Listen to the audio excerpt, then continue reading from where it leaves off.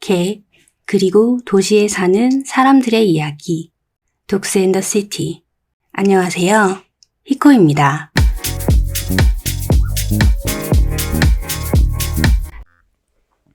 안녕하세요. 한 달 만에 돌아온 독스 앤 더 시티 히코입니다.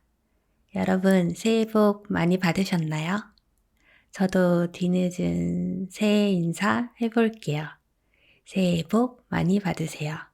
아시죠? 새해는 음력부터라는 거. 제가 매주 올리겠다고 또 지난번에 새해 인사 할 때 약속을 드렸는데 결국 월간으로 올리게 됐네요. 죄송합니다. 심심한 사과의 말씀을 올립니다. 제가 회사를 옮기고 적응하느라고 또 이런 변명을 하고 있네요. 그동안 몇몇 게스트분들 녹음이 펑크가 나면서 녹음을 못했어요. 밀림의 왕이 돼버렸네요. 미루리라. 그래서 음력 설 전에는 꼭 완성을 해서 올려야지 하는 에피소드로 돌아왔습니다.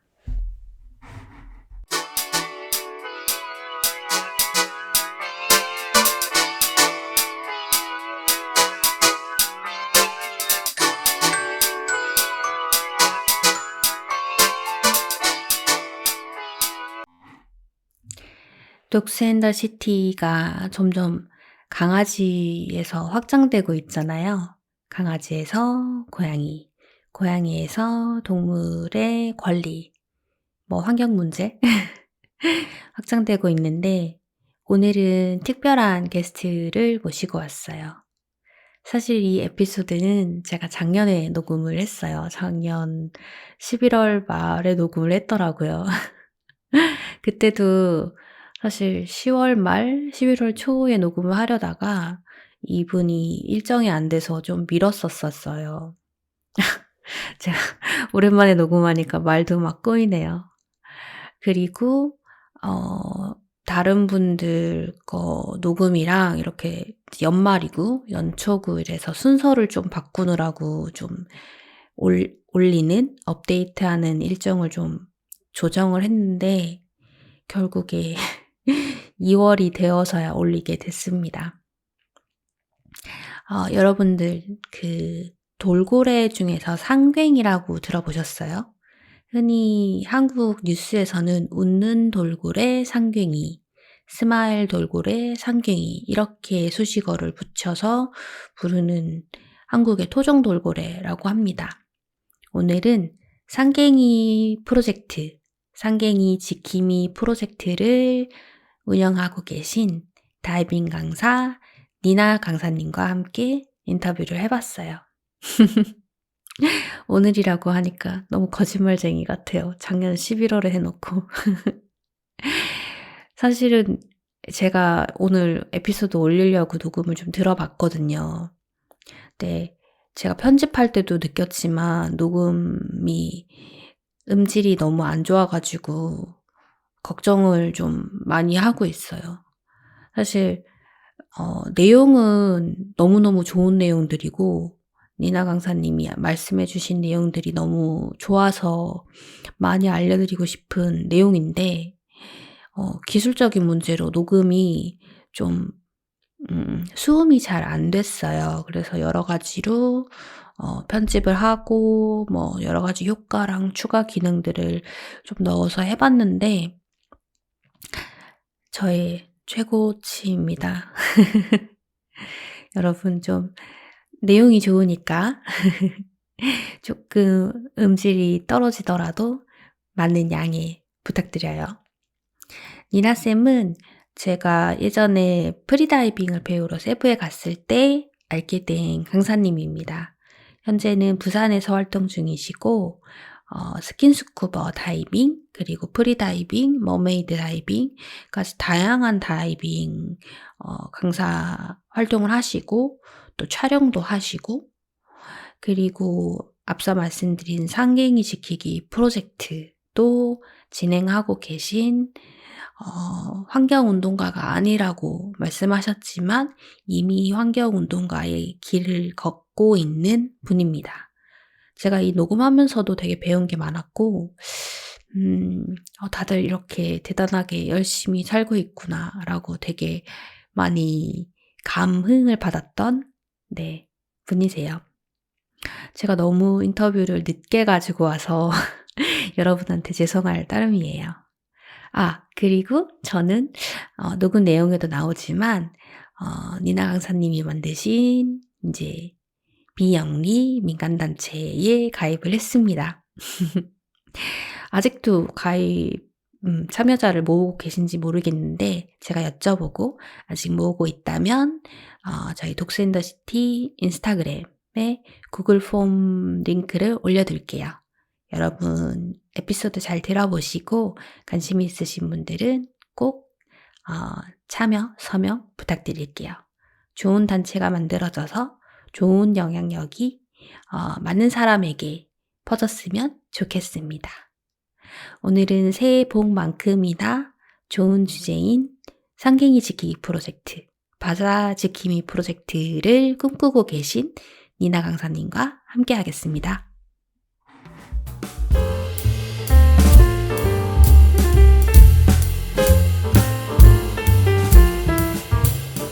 안녕하세요, 니나 강사님. 네, 안녕하세요. 네. 잘 지내시죠?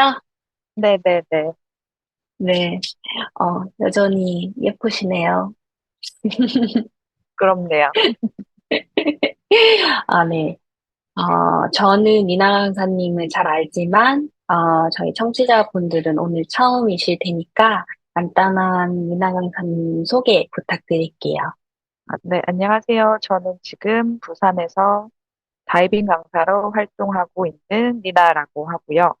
다이빙 강사로 활동하기 전에는 이제 부산에 있는 아쿠아리움에서 일한 경험이 있습니다. 이렇게 만나 뵙게 돼서 다들 네, 반가워요. 네. 니나 강사님 소개해 주셨듯이 현재는 다이빙 강사로 활동하고 계시고 이전에는 아쿠아리움에서 네, 근무를 하셨습니다. 부산에 있는 아쿠아리움에서 근무를 하셨어요. 그리고 헷갈리실 분들 있으셔서 조금 더 설명을 드리자면 이 다이빙은 물에서 하는 다이빙, 스쿠버 다이빙, 프리다이빙입니다. 스카이다이빙 아니고요. 네, 점프해서 뛰어드는 다이빙 아니고요. 요즘에 인기가 많은 스쿠버 다이빙, 프리다이빙 강사로 활동하고 계십니다. 니나라는 닉네임으로 강사 활동명 하고 계신데 혹시 특별한 의미가 있나요? 특별한 의미라기보다는 제가 이렇게 이름에 나자 들어가는 걸 되게 좋아하거든요. 그래서 나나로 하려다가 옛날에 그 텔레토비 생각이 나서 그냥 니나로 네 그냥 지어서 영어명으로 네, 활동하고 나짜. 맞아요. 원래 니나 강사님 본명에 나짜가 들어가죠.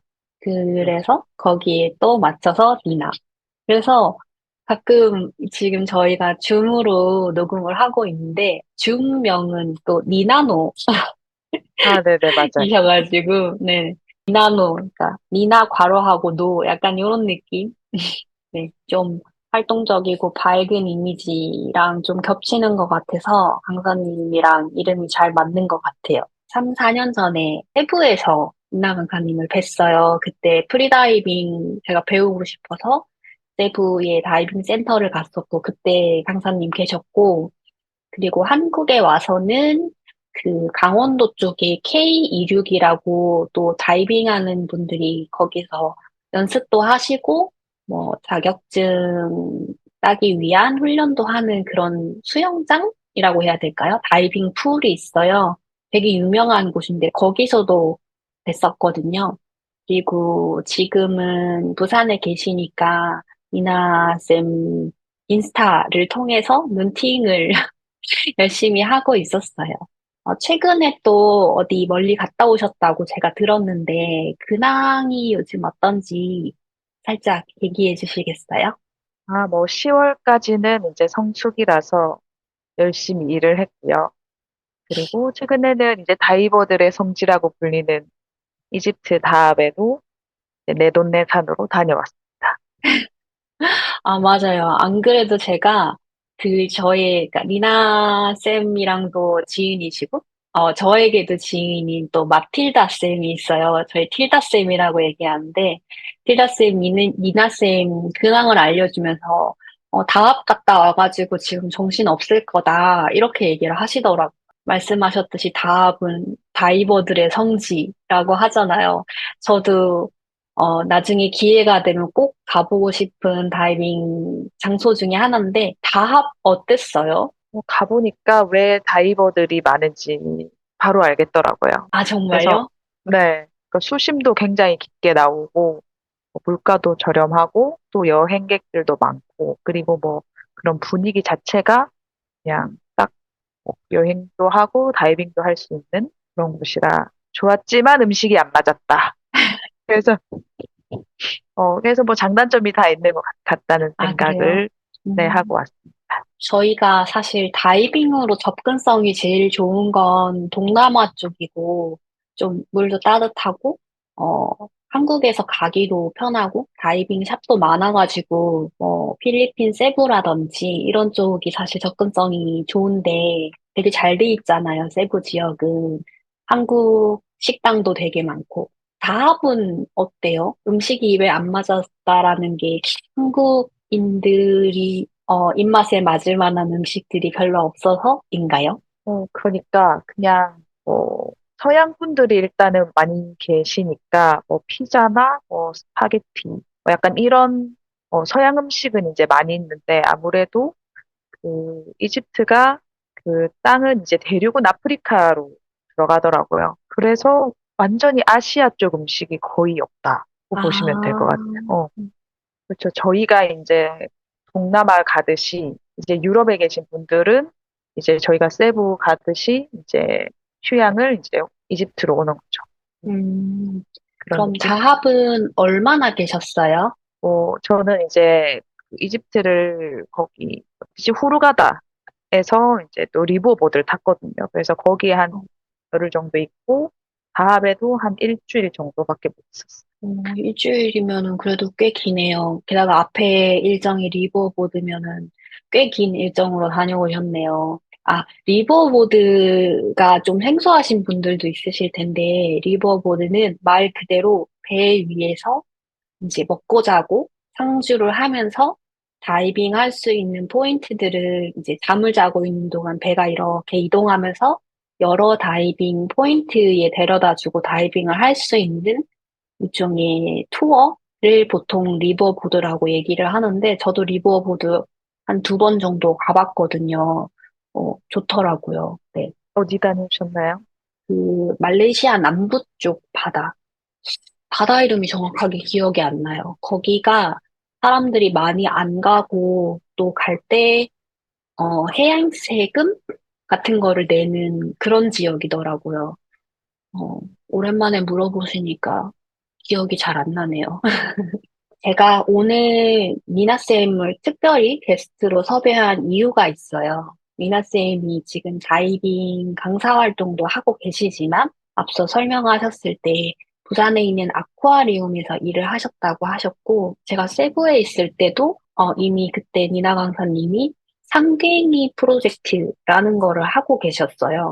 그래서 저는 그때 처음으로 상갱이라는 돌고래에 대해서 알게 돼서 되게 신기하기도 하고, 음, 생소하기도 하고, 아, 이런 돌고래가 있구나. 심지어 한국 토종 돌고래라고 해가지고 좀 신기했던 기억이 있어요. 그래서 오늘은 상갱이 이야기도 하고, 미나 강사님의 여정들을 같이 얘기해보면 좋을 것 같아서, 네, 강사님을 게스트로 섭외했습니다. 그러면 상갱이라는 돌고래가 좀 생소하신 분들, 이름을 처음 들어보신 분들도 아마 있을 것 같아요. 상갱이에 대해서 소개 잠깐 해주실까요? 네, 상갱이는 뭐 한국에 이제 서식하는 토종 돌고래고요. 그다음에 새돌고래과에 속하는 소형 돌고래라서 사이즈가 한 1.5에서 한 2미터 정도.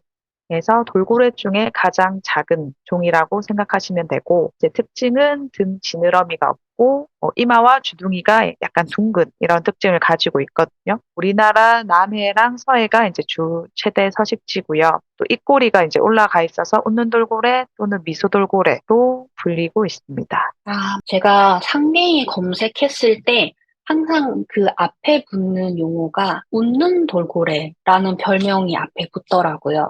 그래서 아, 진짜 웃고 있는 것 같아서 얼굴을 보기만 해도 되게 기분이 좋아지는 상갱이 얼굴 사진을 보면 누구나 웃을 수밖에 없는 약간 정말 미소 돌고래인 것 같아요. 그리고 한국 토종 돌고래라고 해서 저는 되게 놀랐어요. 돌고래라고 하면 되게 넓은 바다에서 사는 이제 큰 돌고래들만 이렇게 생각을 하다가 한국에 토종 돌고래라는 게 있구나라고 해서 되게 신기했던 기억이 있어요. 그러면 삼갱이만 한국의 토종 돌고래인가요? 상갱이만이라기보다는 이제 본래 그 지역에서 좀 오래전부터 서식해온 그런 종을 어쨌든 토종이라는 단어를 이제 주로 붙이거든요. 그래서 상계이 음. 같은 경우에는 옛날에 정약용이 쓴 자산어보라는 이제 어류에 관한 책이 있는데 거기서도 이제 등장을 하고 거기에서 이제 상광어라고 나오거든요.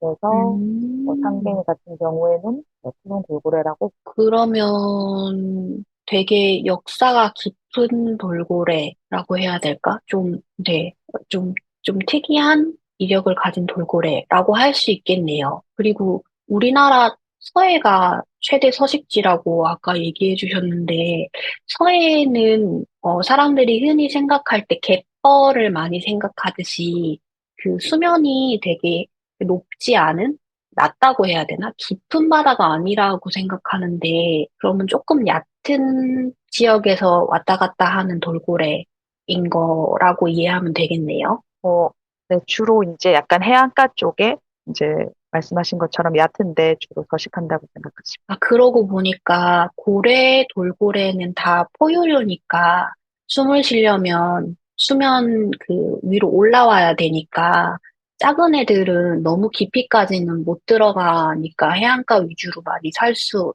있겠네요. 그런 부분이라기보다는 아무래도 먹이라든지 이런 거에 따라서 좀 음.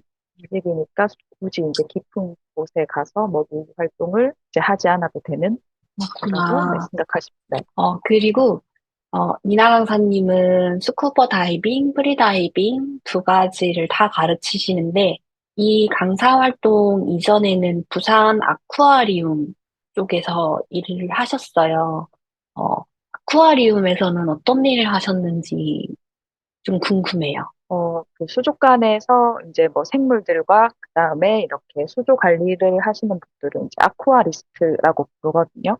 그래서 이제 아쿠아리스트로 이제 일을 했었고요. 그리고 주로 대형 수조에 있는 상어나 가오리, 그다음에 좀 큰 어류들을 이제 담당을 했었는데 그때 이제 제가 담당했던 게 상갱이를 구조하고 치료하고 방류하는 그런 업무를 했었거든요. 그래서 그런 것들이 지금 계기가 돼서 상갱이 프로젝트를 지금 네, 하고 있는 계기가 되었죠. 아, 그러면 아쿠아리스트로 활동은 어느 정도 하신 거예요? 한 5년 정도 제 근무를. 음, 꽤 오래 하셨네요. 그러면 처음에 그 상갱이를 구조하고 치료했던 건 언젠지 혹시 기억이 나세요? 제일 처음에 이제 구조된 게 2011년 12월에 우리랑 마루라고 저희가 이제 이름을 그때 붙여줬었는데 통영에서 이제 구조가 됐거든요. 두 마리가.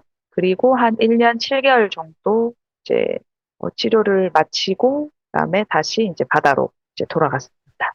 구조라고 말씀하시니까 사람들이 되게 궁금할 것 같아요. 돌고래 구조는 어떤 의미일까?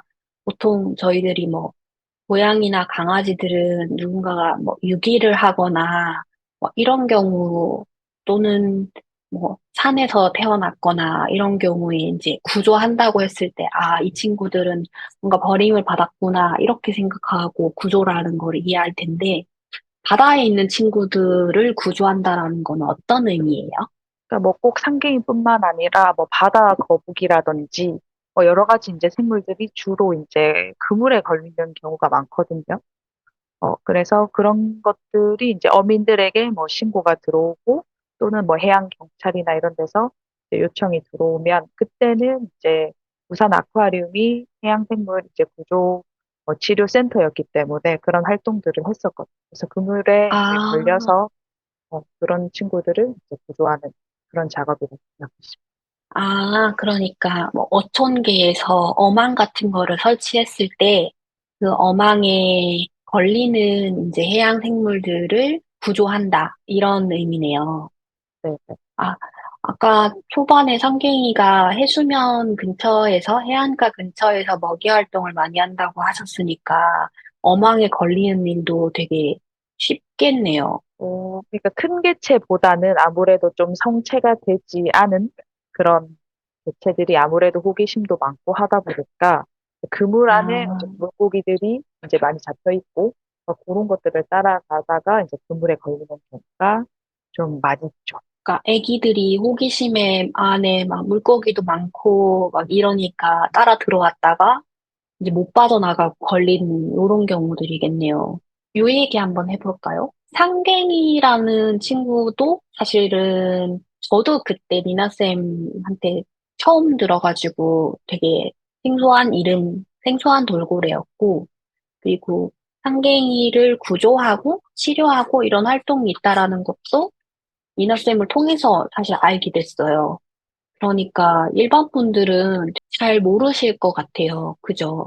그렇죠. 그런 부분이랑 이제 아무래도 상계가 지금 국가적으로도 그렇고 전 세계적인 이제 멸종 위기종인데 그런 부분들도 마찬가지고 상갱이라는 이런 돌고래가 있다는 것 자체가 이제 아무래도 모르시는 분들이 많으니까 그런 인지도를 조금 높여야겠다 생각해가지고 뭐 이런 프로젝트를 시작하게 이렇게 뭐 웃는 돌고래 이래서 또 한국 토종 돌고래 중에 하나고, 어, 아는 사람도 많을 수도 있겠다, 이렇게 생각했는데, 의외로 사람들이 잘 모르긴 하더라고요. 제가 이번에 이제, 요 에피소드를 준비하면서 이렇게 저렇게 자료 같은 거 조사했을 때, 이제 주변의 지인들한테 상갱이라는 돌고래 들어봤어? 라고 얘기하면 잘 모르는 분들 좀 꽤 됐던 것 같아요.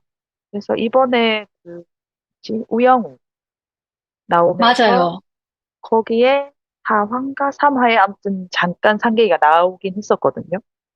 맞아요, 맞아요. 어, 저도 그때 우영우가 고래를 좋아해서 뭐 남방 큰 돌고래, 그리고 뭐 상갱이, 그리고 제주도에 가는 그 촬영씬에서는 제주도에 가면 돌고래 뭐 누구누구누구를 볼 거야. 뭐 이런 얘기를 했던 장면이 있었던 걸로 기억을 해요.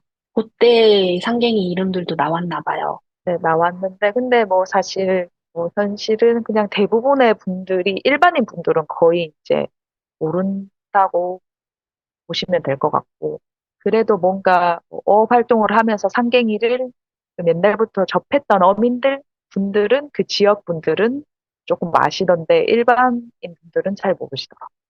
음. 아까 말씀하신 주요 서식지가 서해 쪽이니까, 뭐 서해, 그리고 조금 더 내려와서 남해, 뭐 요 주변에 이제 어촌계 분들은 어망에 걸려서 이제 뭐 구조 요청을 하거나 신고를 하거나 뭐 이러니까 그쪽 분들은 조금 잘 아시겠네요. 그렇죠. 가장 가까이서 이제 상갱이를 접하시는 분들이니까, 이제 뭐, 상갱이가 이제 활동을 하는 그런 지역 분들은 상갱이를 접촉하시니까 옛날부터 근데 사실 1차적으로 이제 어민들이 제일 가까이서 이제 활동을 하시니까 그런 부분이 제일 좀 지켜져야 되는데 뭐 그런 것들이 조금 잘 안 되고 있는 것 같아서 그런 게 제일 아쉬운 부분이라고 생각하고 있어요. 아까 한갱이가 멸종 위기종이라고 말씀하셨잖아요. 네. 그게 니나쌤이 아쿠아리스트로 일을 하는 동안에도 멸종 위기종이었던 거예요? 제가 일할 때는 지금 이제 해수부에서 지정한 뭐 해양 보호 생물은 그 당시에는 아니었고요. 하지만 이제 사이티스라고 멸종 위기에 처한 야생 동식물을 보호하기 위한 그런 협약 같은 게 있거든요. 사이티스 분류에서는 이제 멸종 위기종으로 분류가 되었어요. 그러면 상갱이가 멸종 위기종이다라고 하니까 저는 제일 먼저 드는 생각은 아, 이 해양 동물들이 멸종 위기종이 되는 경우들은 보통 뭐 지구 온난화라든지 아니면 뭐 사람들이 쓰는 뭐 플라스틱, 뭐 미세 플라스틱을 포함한 해양에 들어가는 이제 사람들이 쓰는 쓰레기라든지 해수 온도의 상승이라든지 아니면 소액을 일부러 많이 해서라든지 뭐 이런 좀 다양한 이유들로 인해서 멸종 위기종으로 갈 것 같은데 상갱이의 경우는 어떤 게 좀 주요 원인으로 멸종 위기종으로 가는 편이에요? 아무래도 삼갱이는 혼액돼서 뭐 혼액이라고 하면 뭐 물고기를 잡으려고 이제 쳐놓은 그물에 같이 걸리는 경우를 혼액이라고 하거든요. 혼액이 아, 이제 가장 큰 원인 중에 하나다. 그러니까 어촌계에서 물고기를 잡으려고 쳐놓은 어망에 호기심 있는 어린 상갱이 친구들이 들어와가지고 그런 일이 많이 발생돼서 상갱이 개체수가 줄어들거나 뭐 죽거나 다치거나 뭐 이런 일이 많다라는 얘기죠. 원래 아쿠아리스트셨으니까 상갱이를 많이 보고 상갱이 외에 또 다른 동물들도 많이 보셨을 것 같은데 상갱이 지키기 프로젝트라고 상갱이에 조금 더 집중된 활동을 하시게 된 계기가 있을까요? 제가 그때 담당했던 뭐 생물들 중에서 이제 멸종 위기에 있었던 생물은 어쨌든 상갱이였고 아무래도 제가 담당을 하다 보니까 뭐 그런 심각성이나 뭐 관심이 조금 더 많았다고 해야 될까요? 이제 그런 것 때문에 시작하게 됐다. 이렇게. 아마 그 상갱이를 보시면서 상갱이를 구조하고 치료하고 방류하는 이런 일들을 하시면서 이제 다른 외국의 돌고래나 외국의 수족관에서 해양 생명체들을 뭐 구조하고 치료하고 뭐 방류하고 뭐 이런 시스템들도 많이 뭐 공부하고 조사하고 하셨을 것 같은데 혹시 외국의 뭐 돌고래나 해양 생명체에 대해서 제도나 시스템 이런 거 혹시 알고 계신 거 있으세요? 예전에 호주에 그 잠깐 워킹 홀리데이 간 적이 있었거든요. 그래서 그 호주 퍼스에 있는 돌핀 디스커버리 센터라고 하는 뭐 유일하게 야생 돌고래를 이렇게 자연 상태 그대로 관찰할 수 있는 곳이 있어서 그곳에서 그냥 잠깐 이제 자원봉사를 몇 개월 한 적이 있었거든요. 코스에 돌핀 디스커버리 센터라는 곳이 있구나. 그러면 2015년도니까 니나 쌤이 아쿠아리스트로 일을 하신 이후시겠네요? 네, 아쿠아리스트로 일을 하다가 이제 일을 그만두고 워킹 홀리데이를 하시면서도 일부러 이 돌핀 디스커버리를 찾아가신 거 같은데 맞을까요? 어쨌든 호주에 간 목적이 뭐 여러 가지가 있었는데 그 중에 하나였죠. 돌핀 디스커버리는 어떤 곳이에요? 그냥 거기도 그냥 비영리 단체로 이제 운영이 되는 곳인데 약간 아까 말씀드린 것처럼 이런 구조 활동도 하고 거기는 뭐 꼭 해양생물뿐만 아니라 뭐 조류 같은 것도 하고 약간 이런 전체적인 그런 걸 하면서 그 자원봉사자들로 이루어져 있어서 그렇게 이제 운영이 되고 그리고 어쨌든 이제 그 자연 상태에 있는 그 돌고래를 해안가에서 그냥 볼 수 있는 그런 시스템인데 뭐 해양생물을 우리가 항상 무조건 볼 수 있는 그런 시스템은 아니다 보니까 이제 그 지역 분들의 마인드는 그냥 뭐 자연에 있는 개체들이니까 가서 뭐 운이 좋으면 볼 수도 있고 아니면 못 볼 수도 있고 이런 마인드라서 그런 것들이 조금 잘 되어 있더라고요. 마인드 자체가. 그러면 상갱이를 뭐 구조하고 또 치료를 하고 또 치료해서 상태가 호전된 친구들은 또 방류를 하게도 되는데, 그렇게 방류된 상갱이들? 그리고 그 외의 상갱이들은 현재 지금 멸종 위기종이긴 한데, 좀 어쨌든 멸종 위기종으로 관리가 되고 있으니까 좀 좋은 미래로 가고 있는 상황인 거예요. 아니면 좀 아직도 많이 좀 관리하고 사람들의 뭐 지지나 관심이 좀 많이 필요한 힘든 좀 상황일까요? 지금도 뭐 상계 개체 수는 이제 계속 줄어들고 있다고 보시면 될 것 같은데요.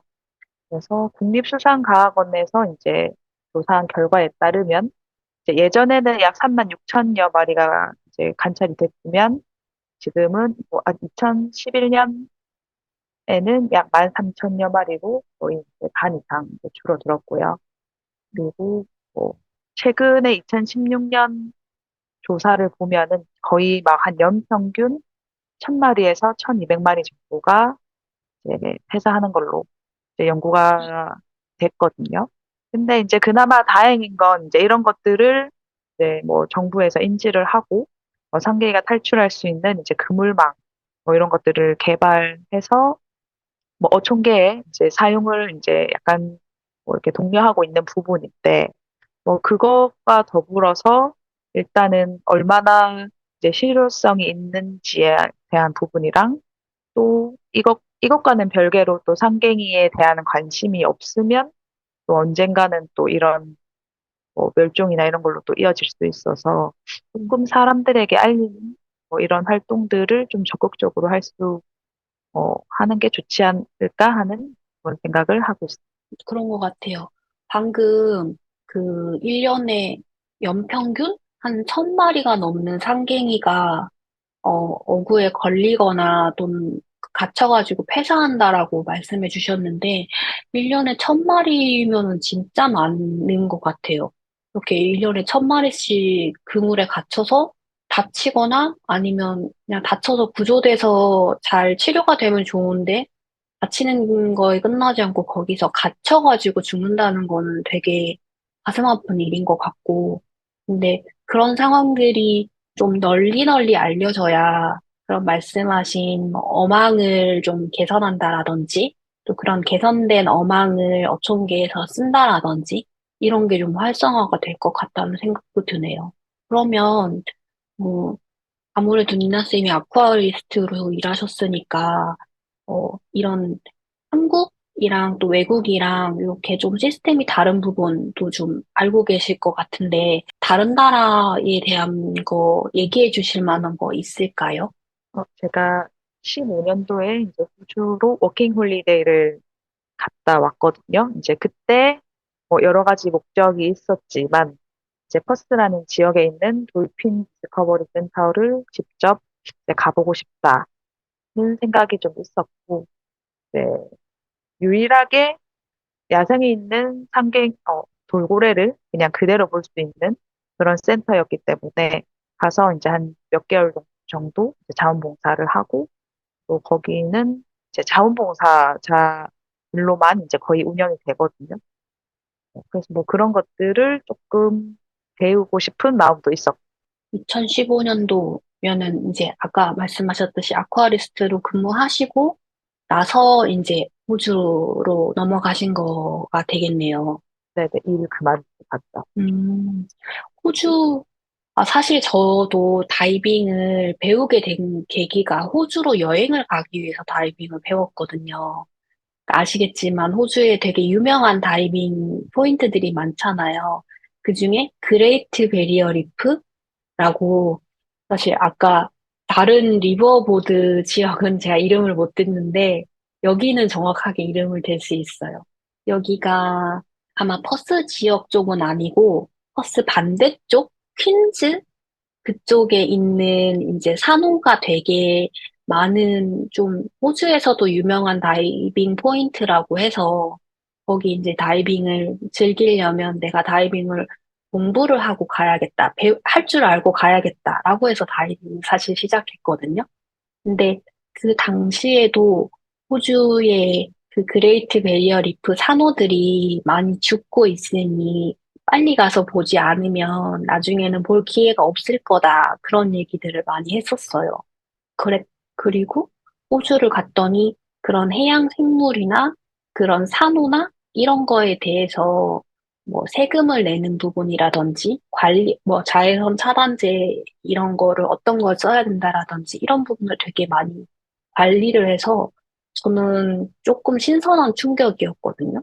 근데 그거 외에 방금 미나쌤이 말씀하신 반대쪽에 있는 퍼스라는 지역에 돌핀 디스커버리 센터라는 곳이 있다니까 저도 한번 가보고 싶다라는 생각이 드네요. 그래서 제가 갔을 때는 사실 그냥 되게 건물도 오래되고 시설이 그렇게 좋진 않았거든요. 네, 이제 지금은 이제 다시 리모델링을 해가지고 뭐 정확하게 모르겠지만 어디서 이제 투자를 받아서 지금은 엄청 이제 시설도 좋아지고 운영이 잘 되고 있더라고요. 그래서 저도 다시 음, 한번 네, 가보고 싶은 나비 언젠가는. 네네. 아, 그러면 아마 이게 약간 비영리 단체 이런 느낌으로 해양 생물들을 보호하고 또 뭐 관찰하고 또 뭐 그런 것들을 기록하고 학술적으로 연구하고 뭐 이런 센터인 것 같아요. 맞을까요?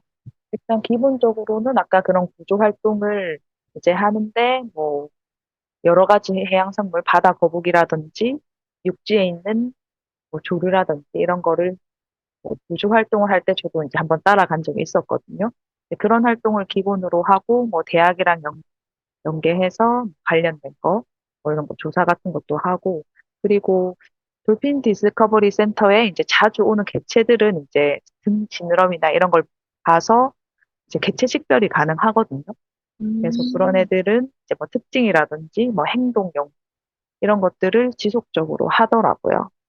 그래서 어, 그런 부분도 좀 한국에서도 조금 뭐 활발하게 그리고 사실 상갱이 자체는 뭐 겁이 많고 좀 소심한 성격이라서 그리고 사실 등지느러미가 거의 없기 때문에 이제 관찰하기가 굉장히 힘들거든요.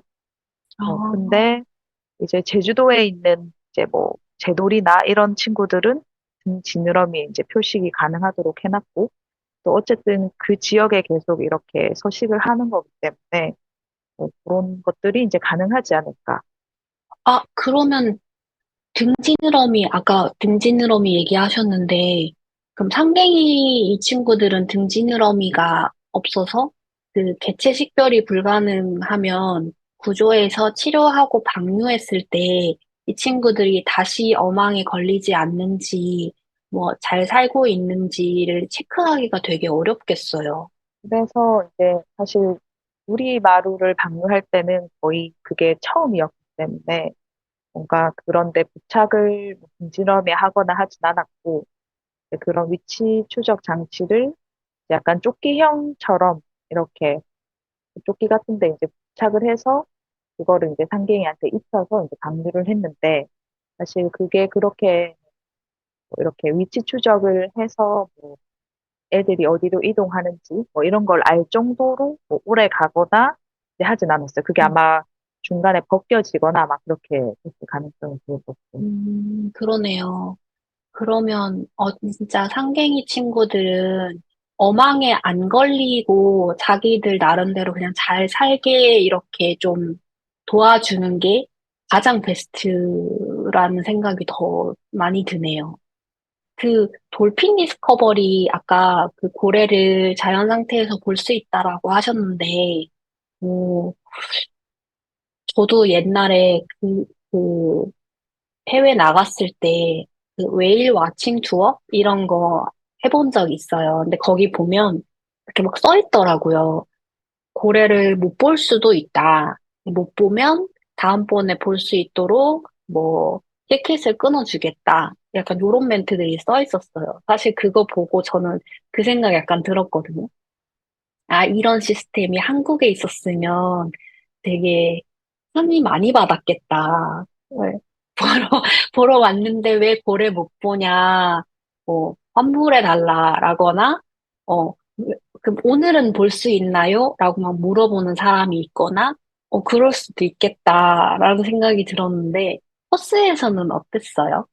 돌핀 디스커버리 센터도 이제 제가 갔을 때는 입장권이 10불 정도였거든요. 5달러로 10불 정도였는데 거기 그 티켓을 가지고 총 세 번을 들어갈 수 있어요. 입장을 할 수. 있어요. 그래서 아, 못 봤을 경우에는 이제 다시 방문할 수 있도록. 그러면, 이 티켓 하나로 세 번을 쓸 수 있으면 세 번을 다 가도 돼요? 그럼요, 갈 수 있죠. 아, 그러면 약간 이건 꼼수 같은데 봤는데도 안 봤다고 얘기하고 또 보러 갈 수도 있겠네요? 뭐 그건 주변에 안 되나? 사시는 분들은 뭐 그럴 수 있겠죠. 음, 왜냐면 고래를 보는 것, 돌고래를 보는 게 흔한 일은 아니잖아요. 그래서 그런 티켓이 있으면 여행을 가거나 그러면 되게 여러 번, 한 번 본 사람은 또 보러 가고 싶고 약간 그런 마음이 생길 것 같아요. 좀 경이롭다고 해야 되나? 근데 어쨌든 제가 갔을 때도 얘네들이 이제 자주 오거나 하는 그런 시즌이 딱 정해져 있어서 거의 뭐 볼 수 있는 확률이 막 그렇게 높거나 하진 않았거든요. 근데 저는 이제 뭐 한 3개월, 4개월 정도 있었으니까 저는 당연히 이제 또 자주 가고 해서 이제 뭐 저는 많이 봤지만 그래서 이제 한 번씩 오시는 분들은 사실 뭐 볼 확률보다는 못 보실 확률이 이제 거기 지역 같은 경우에는 시즌에 오면 사실 볼 수 있는 확률이 높지만 사실 저는 그때 왓칭 갔을 때도 블로그나 이런 거 보면 한국 분들이 써놓은 거 보면 정말 운이 좋아야 볼 수 있다. 시즌에 가도 못 볼 수 있다. 그러니까 그런 거에 너무 뭐 슬퍼하지 마라 이렇게 남겨놓으신 분들을 글을 보고 그래 보면 내가 운이 좋아서 행운에 따라서 보는 거고 못 보면 그냥 그 입장권으로 도네이션 했다고 치자. 약간 이렇게 생각했어요. 왜냐하면 이제 자연에 있는 친구들을 보는 거니까, 그거는 정말 운에 맡겨야 하는 거니까. 그리고 이렇게 작은 입장권이라도 뭐 도네이션이 되면 좋은 일을 하는 거니까, 좋게 생각하면 좋겠다. 약간 그렇게 생각했거든요. 근데 퍼스의 약간 분위기나 시스템이나 약간 그런 느낌인 것 같아요.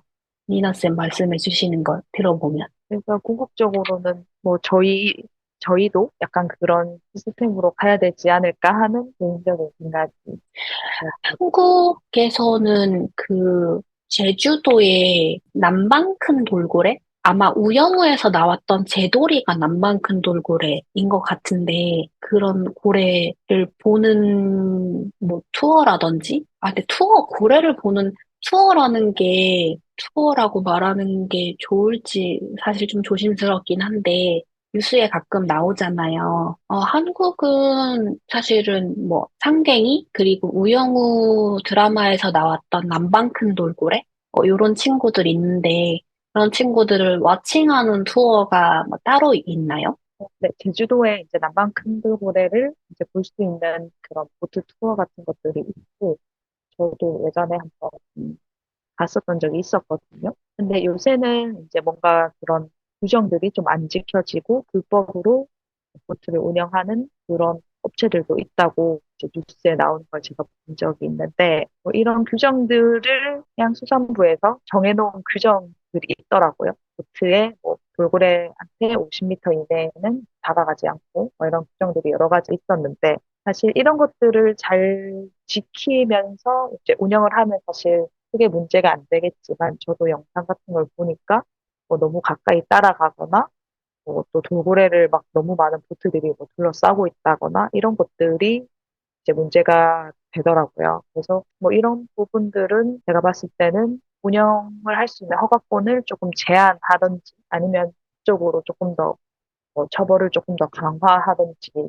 아니면 이게 영리 목적으로 운영을 하는 거니까 이제 국가에서 뭐 운영을 하든지 아니면 비영리로 운영을 할 수 있는 그런 시스템을 좀 만들면 좋지 않을까 생각합니다. 영리 목적으로 한다라는 거는 그러면 뭐 국가에서 그런 그 와칭하는 투어를 관리하는 게 아니라 개별 사업장에서 보트를 가지고 와칭하는 투어를 만들어서 영리 목적으로 사용하고 그런 게 되겠네요. 네, 그렇죠. 사실 근데 외국에서도 이제 뭐 돌고래뿐만 아니라 사실 고래를 와칭하는 뭐 이런 투어들도 많이 있으니까 그거 자체가 사실 문제가 되는 건 아닌 것 같은데 이제 아까 뭐 이렇게 문제가 지금 되는 것들이 뭐 불법으로 운영을 하든지 또 그런 규정들을 사실 좀 안 지킨다든지 이런 것들을 조금 더 이제 관리를 해야 하지 않을까. 호주였나? 하와이였나? 그때 와칭했을 때는 엔진도 다 끄고 고래가 지나가는 길목에서 좀 기다려서 멀리서 이제 고래가 보이면 보고 안 보이면 좀 한동안 기다렸다가 가고 약간 이렇게 투어를 했는데 그 뉴스에 나오는 것들 보면 말씀하신 이런 접근 거리라든지 이런 것들을 잘 지키지 않는 경우들이 많아서 문제가 된다 이렇게 얘기를 했던 것 같아요.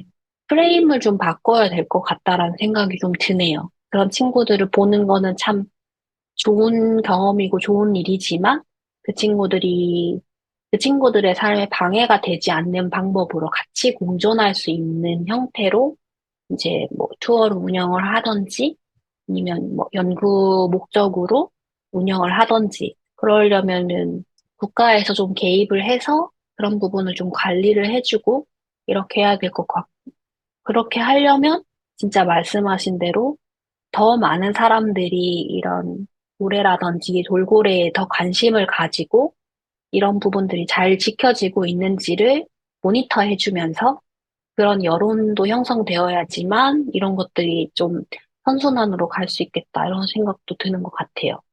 그래서 미나쌤이 환경이 지키기 프로젝트를 열심히 하는 게 아닌가라는 생각도 좀 해보는 것 같아요.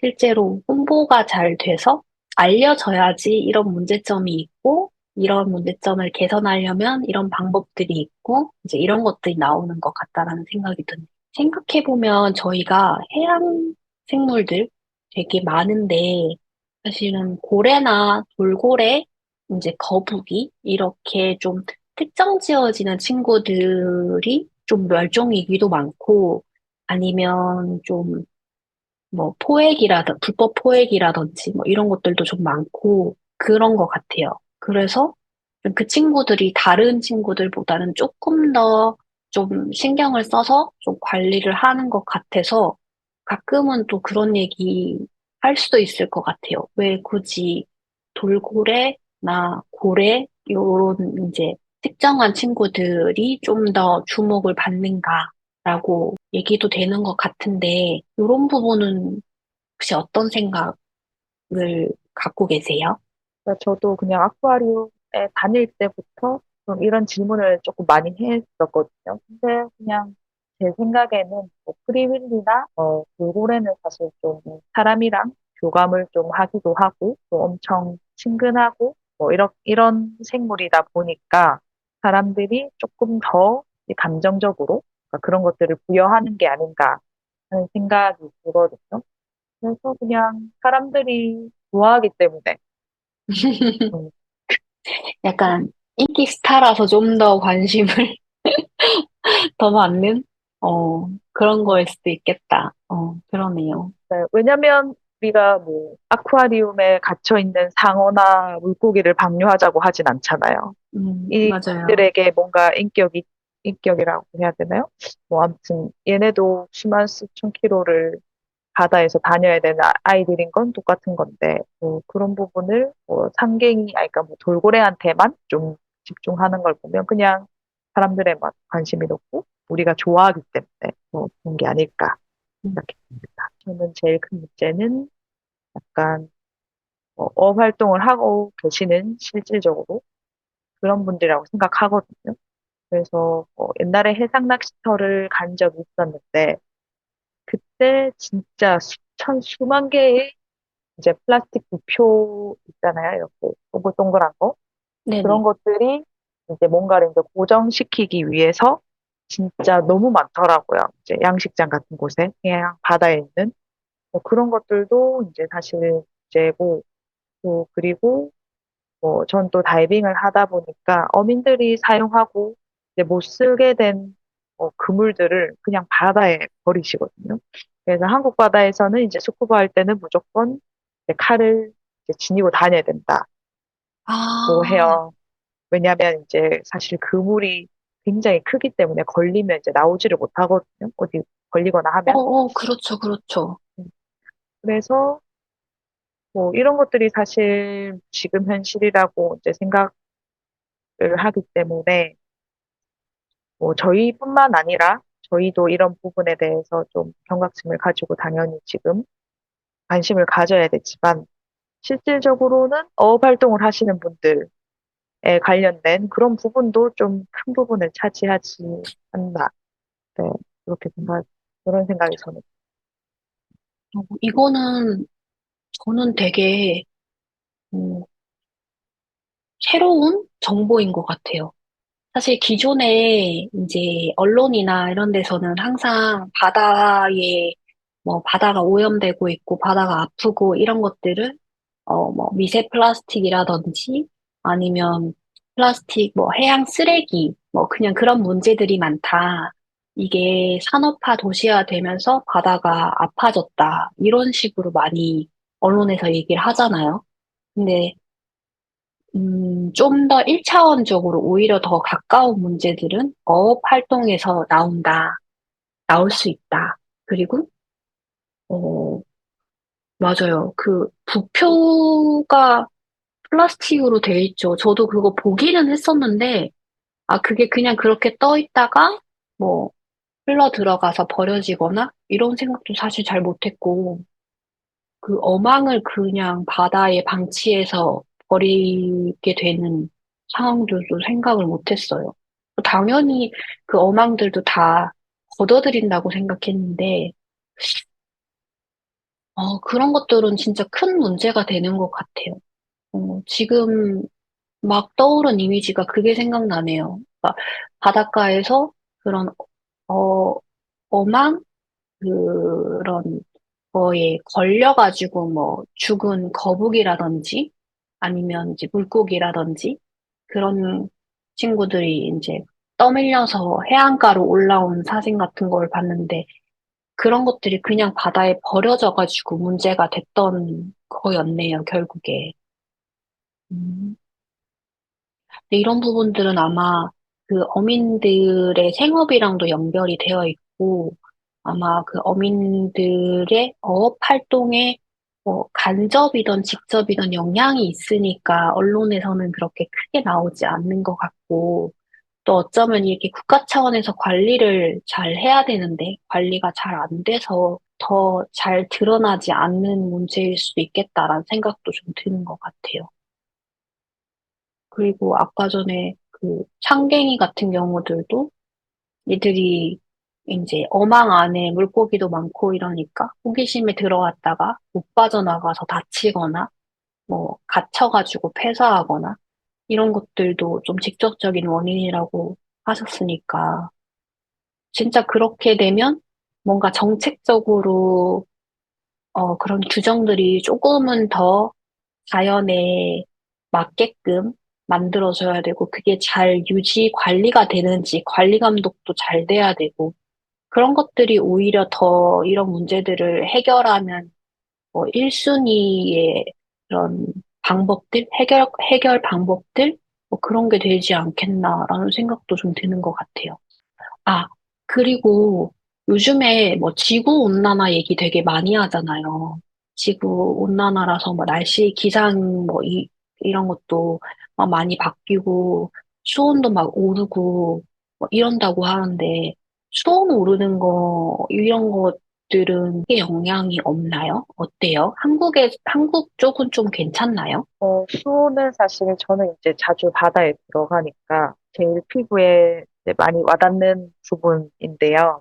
부산에서 제가 뭐 활동한 지가 이제 한 7년 정도 됐는데 예전에는 이제 관찰이 안 됐었던 뭐 그런 약간 뭐 제주도나 아니면 동남아에서 볼 수 있었던 그런 이제 온대성 어류들이 지금 제주도를 넘어서 이제 남해 앞바다에서도 관찰이 되거든요. 그래서 이런 것들이 아, 결국은 다 이제 이어져 있지 않나. 그러면 저희가 흔히 동남아 뭐 세부나 이런 데서 보던 친구들이 온도가 올라오면서 제주도나 남해까지 이렇게 쭉 따라온 약간 그런 형태가 되겠네요. 그래서 진짜 저는 약간 작년에 봤는데 이제 배너피시라고 이렇게 완전 필리핀에서만 관찰되던 그런 물고기인데 태종대 앞바다에서 제가 한번 본 적이 있거든요. 그래서 어, 뭔가 그걸 봐서 이제 여기서도 이제 이런 약간 열대어니까 되게 예쁘게 생겼거든요. 이런 걸 봐서 좋았다기보다는 아, 이렇게까지 심각하게 수온이 올라가고 있구나 이거를 약간 체감할 수 있어서 이런 것들은 이제 그러네요. 그러네요. 약간 그런 거랑 똑같네요. 제주도에서 망고는 옛날에 동남아 과일이었는데, 이제 제주도 또는 뭐, 그 경상도 지역에서 망고 키우고 약간 이런 것처럼, 제주도나 남해에서도 온대성 열대어를 볼 수 있다. 이런 거네요. 다른 어종이 우리나라로 이제 넘어왔을 경우에 뭐 생태계 변화라든지 그리고 사실 상갱이도 그냥 상갱이라는 그냥 종 하나가 그냥 뭐 된다기보다는 이제 그로 인해서 생태계가 어떻게 변할지 이제 누구도 알 수가 없는 부분이니까 그런 음, 것들이 가장 크게 문제가 되지 않을까. 그러네요. 기존에 한국 이 바다 쪽에 서식하던 어류종들이 그렇게 해양의 환경들이 바뀌면서 이런 구조들이 달라지고 또 한국뿐만 아니라 전 세계 바다의 어떤 생태계가 바뀌고 그로 인해서 좀 문제가 되는 것들. 이렇게 생각할 수 있겠어요. 육지가 이렇게 막 태풍이 불고 막 지진이 나고 이런 것처럼 바다도 좀 빠르게 네. 뭔가 문제가 생기고 달라지고 있었네요. 꾸준히 하시니까 진짜 그런 거 체감을 많이 하셨겠어요. 아무튼 특히나 올해는 조금 더 수온 변화가 좀 약간 좀 심했거든요. 그래서 부산에선 한번 이제 낙동강을 방류한 적이 있었는데 제가 그때 거제도 다이빙을 갔는데 수면이 30도가 나오더라고요. 그러니까 뭐 며칠 되진 않았지만. 그래서 아, 이게 진짜 너무 빠르게 변하고, 아, 너무 심각하구나. 뭐 이런 걸 좀, 왜냐면, 그러니까 표층이랑 이제 수중이랑 한국 바다는 뭐 많이 나도 3, 4도 정도? 근데 그때는 어쨌든 물이 이제 좀 이렇게 섞이거나 이런 것들이 잘 안 돼서 거의 뭐 한 7, 8도 정도가 차이 나더라고요. 표면이 이제 어쨌든 데워지고 이제 순환이 안 돼서 밑에 있는 이제 뭐 온도는 이제 뭐 그대로 그렇게 해서 진짜 표면이 30도, 29도 나왔을 때 그래서 좀 그런 것들을 저는 많이 체감하고 있거든요. 다른 분들은 뭐 날씨에서는 느끼시겠지만 실제로 뭐 바다가 이제 순위 뭐 1도 올라갔을 때 어떤 변화가 생긴다든지 이런 것들은 사실 잘 못 느끼실 수도 있는데 뭐 저는 어쨌든 다이버니까 네, 많이 체감하고 있어요. 맞아요. 그게 그러니까 바다 온도가 1도 달라지면, 1도가 뭐 올라가면 해수면이 어떻게 바뀌고, 지구 전체적으로 어떻게 바뀌고, 막 이런 얘기들 되게 많이 하는데, 저희가 바다에 자주 들어가는 사람이 아닌 이상 그걸 체감을 잘 못하는데, 다이버들은 진짜 그런 거 체감이 진짜 확확 매년 달라질 것 같다는 생각이 좀 드네요. 그리고 30도, 해수면 온도가 30도면 진짜 높은 온도라고 저는 느껴지거든요. 저 예전에 다이빙 로그 같은 거 쓰면 해수면 온도랑 그날 뭐 기온 온도랑 뭐 내려갔을 때 온도랑 막 이런 거 썼던 기억이 나는데 30도면은 진짜 그때도 되게 여기는 아열대 적도에 가까워서 온도가 높다 이런 얘기 했었는데 우리나라에서 30도가 나오는 일이 생기는 건 진짜 문제가 점점 심각해지고 있다라는 반증인 것 같아요. 그러면 다시 우리가 이런 해양의 문제 좀 거창해지긴 했는데 다시 조금 앞에 얘기했던 상갱이 지키기 프로젝트로 다시 한번 돌아가 볼게요. 상갱이 지키기 프로젝트 할 게 되게 많을 것 같긴 해요. 일단은 뭐 홍보도 해야 되고 진짜 지키는 일도 해야 될 것 같긴 한데 그 지키기 프로젝트 할 때는 어떤 활동들 주로 하셨어요? 그래서 처음에 이제 시작할 때 이거를 어떻게 할지 제가 고민을 많이 해봤는데 우선 그 상갱이라는 단어 자체를 모르시는 분들한테 상갱이가 멸종 위기에 처했으니까 뭐 상갱이를 지켜주세요. 라는 말은 뭔가 좀 이제 앞뒤가 맞지 않는 약간 그런 느낌이라고 생각을 해서 그래서 상갱이를 좀 이제 캐릭터로 그려서 이렇게 하면 조금 더 사람들이 좀 접근하기 쉬워지니까 그래서 만화도 그리고 뭐 보호 전단지 같은 것도 만들고 또 이제 뭐 재능 기부를 받아가지고 뭐 엽서나 뭐 이런 것들을 만들어서 주변에 있는 다이빙 강사님들이나 뭐 저희 학생분들 그리고 뭐 이런 다이빙 관련 행사 같은 게 있을 때 무료로 배포하는 일을 했었고요. 또 학생분들 중에는 초등학교 이제 교사분들도 계셔서 뭐 초등학생들이 막 관객에게 뭐 엽서를 쓴다든지 뭐 그런 연극을 한다든지 뭐 이런 것도 해서 또 막 저한테 보내주시고 하시더라고요.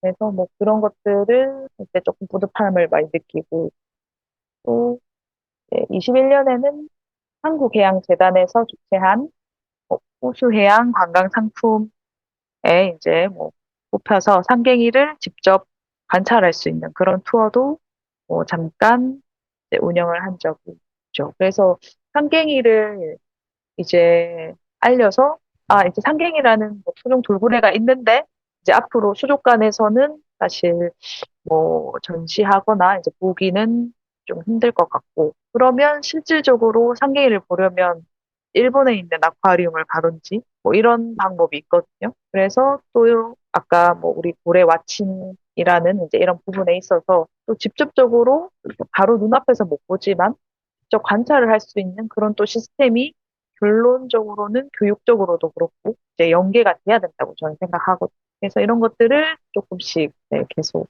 하고 있었던 것 같네요. 상갱이 연극, 저도 좀 궁금한데요. 상갱이 연극은 어떤 내용이었어요? 그냥 초등학생 아이들이니까 저학년들이라서 그냥 뭐 상갱이가 뭐 멸종 위기에 처했으니까 우리가 구해야 된다. 뭐 약간 요런 내용으로 그냥 짧게 음, 아이들이 나와서 하는 뭐 그런 내용이었거든요. 그래서 사실 뭐 이런 쪽으로 아이들한테 저학년 우리 친구들한테 약간 좀 이런 환경적인 부분이나 생물에 관한 이런 또 아이들이 되게 좋아하더라고요. 그 돌고래에 대한 이런 것들도 아이들이 되게 친근하게 이미 생각을 하고 있기 때문에 이런 것들도 이제 교육적인 측면으로 조금 뭐 하면 좋지 않을까? 뭐 이런 것들도 그냥 생각은 하고 있어요. 좋네요. 너무 귀여웠을 것 같아요, 영상. 게다가 상갱이는 저희가 보통 동물들 캐릭터 할 때 웃는 얼굴 많이 하잖아요. 근데 상갱이는 원래 얼굴 자체가 약간 웃는, 웃상처럼 되어 있으니까 그 싱크로율? 그런 이미지랑 캐릭터 싱크로율이 높으니까 아이들이 더 많이 이제 마음적으로 공감한다고 해야 되나? 그랬을 것 같아요. 그 상갱이 왓칭 투어를 우수해양 관광상품에 뽑혀가지고 왓칭 투어 했다고 아까 말씀해 주셨는데, 한갱이가 아까 조금 소심하고 약간 샤이한 친구들이라고 했는데, 이 왓칭 투어를 하시게 된 계기가 있으실까요? 사실 상갱이는 이제 관찰하기가 거의 이제 굉장히 이제 힘든 이제 돌고래인데 이렇게 뉴스에 보다 보니까 이제 상갱이가 관찰되는 지역이 이제 발견이 됐다고 해서 이제 저도 이제 그 지역에 이제 좀 찾아가 봤거든요. 근데 마침 이제 상갱이를 이렇게 관찰할 수 있는, 야생에 있는 상갱이를 관찰할 수 있는 그런 지역이 있어서 이제 좀 어촌 회장님이랑 또 어촌계의 도움을 받아가지고 좀 잠깐 운영을 했었고, 또 아까도 앞서도 말씀드렸지만 상갱이를 우리가 지키는 것도 중요하지만 실질적으로 사실 볼 수가 없으면 또 의미가 없잖아요. 그래서 그런 부분에서도 뭐 이런 게 있으면 좋겠다 이렇게 생각을 해가지고 같이 내가 근데 사실 니나쌤 본업이 상객이 지키기 프로젝터는 아니잖아요. 본업은 따로 있으시고, 이거는 일종의, 이런 걸 해야 된다라는 신념을 가지고 하시는 거라, 혹시 이 상갱이 지키기 프로젝트를 이제 같이 하시는 또 다른 동료분도 계세요? 그냥 뭐 같이 활동했던 강사님들이 이제 좀 많이 도와주시기도 하셨었고, 또 예전에 같이 아쿠아리움에 근무했던 그런 같은 이제 마음을 가지고 있는 이제 그런 분들이랑 같이 이제 운영을 뭐 했었죠.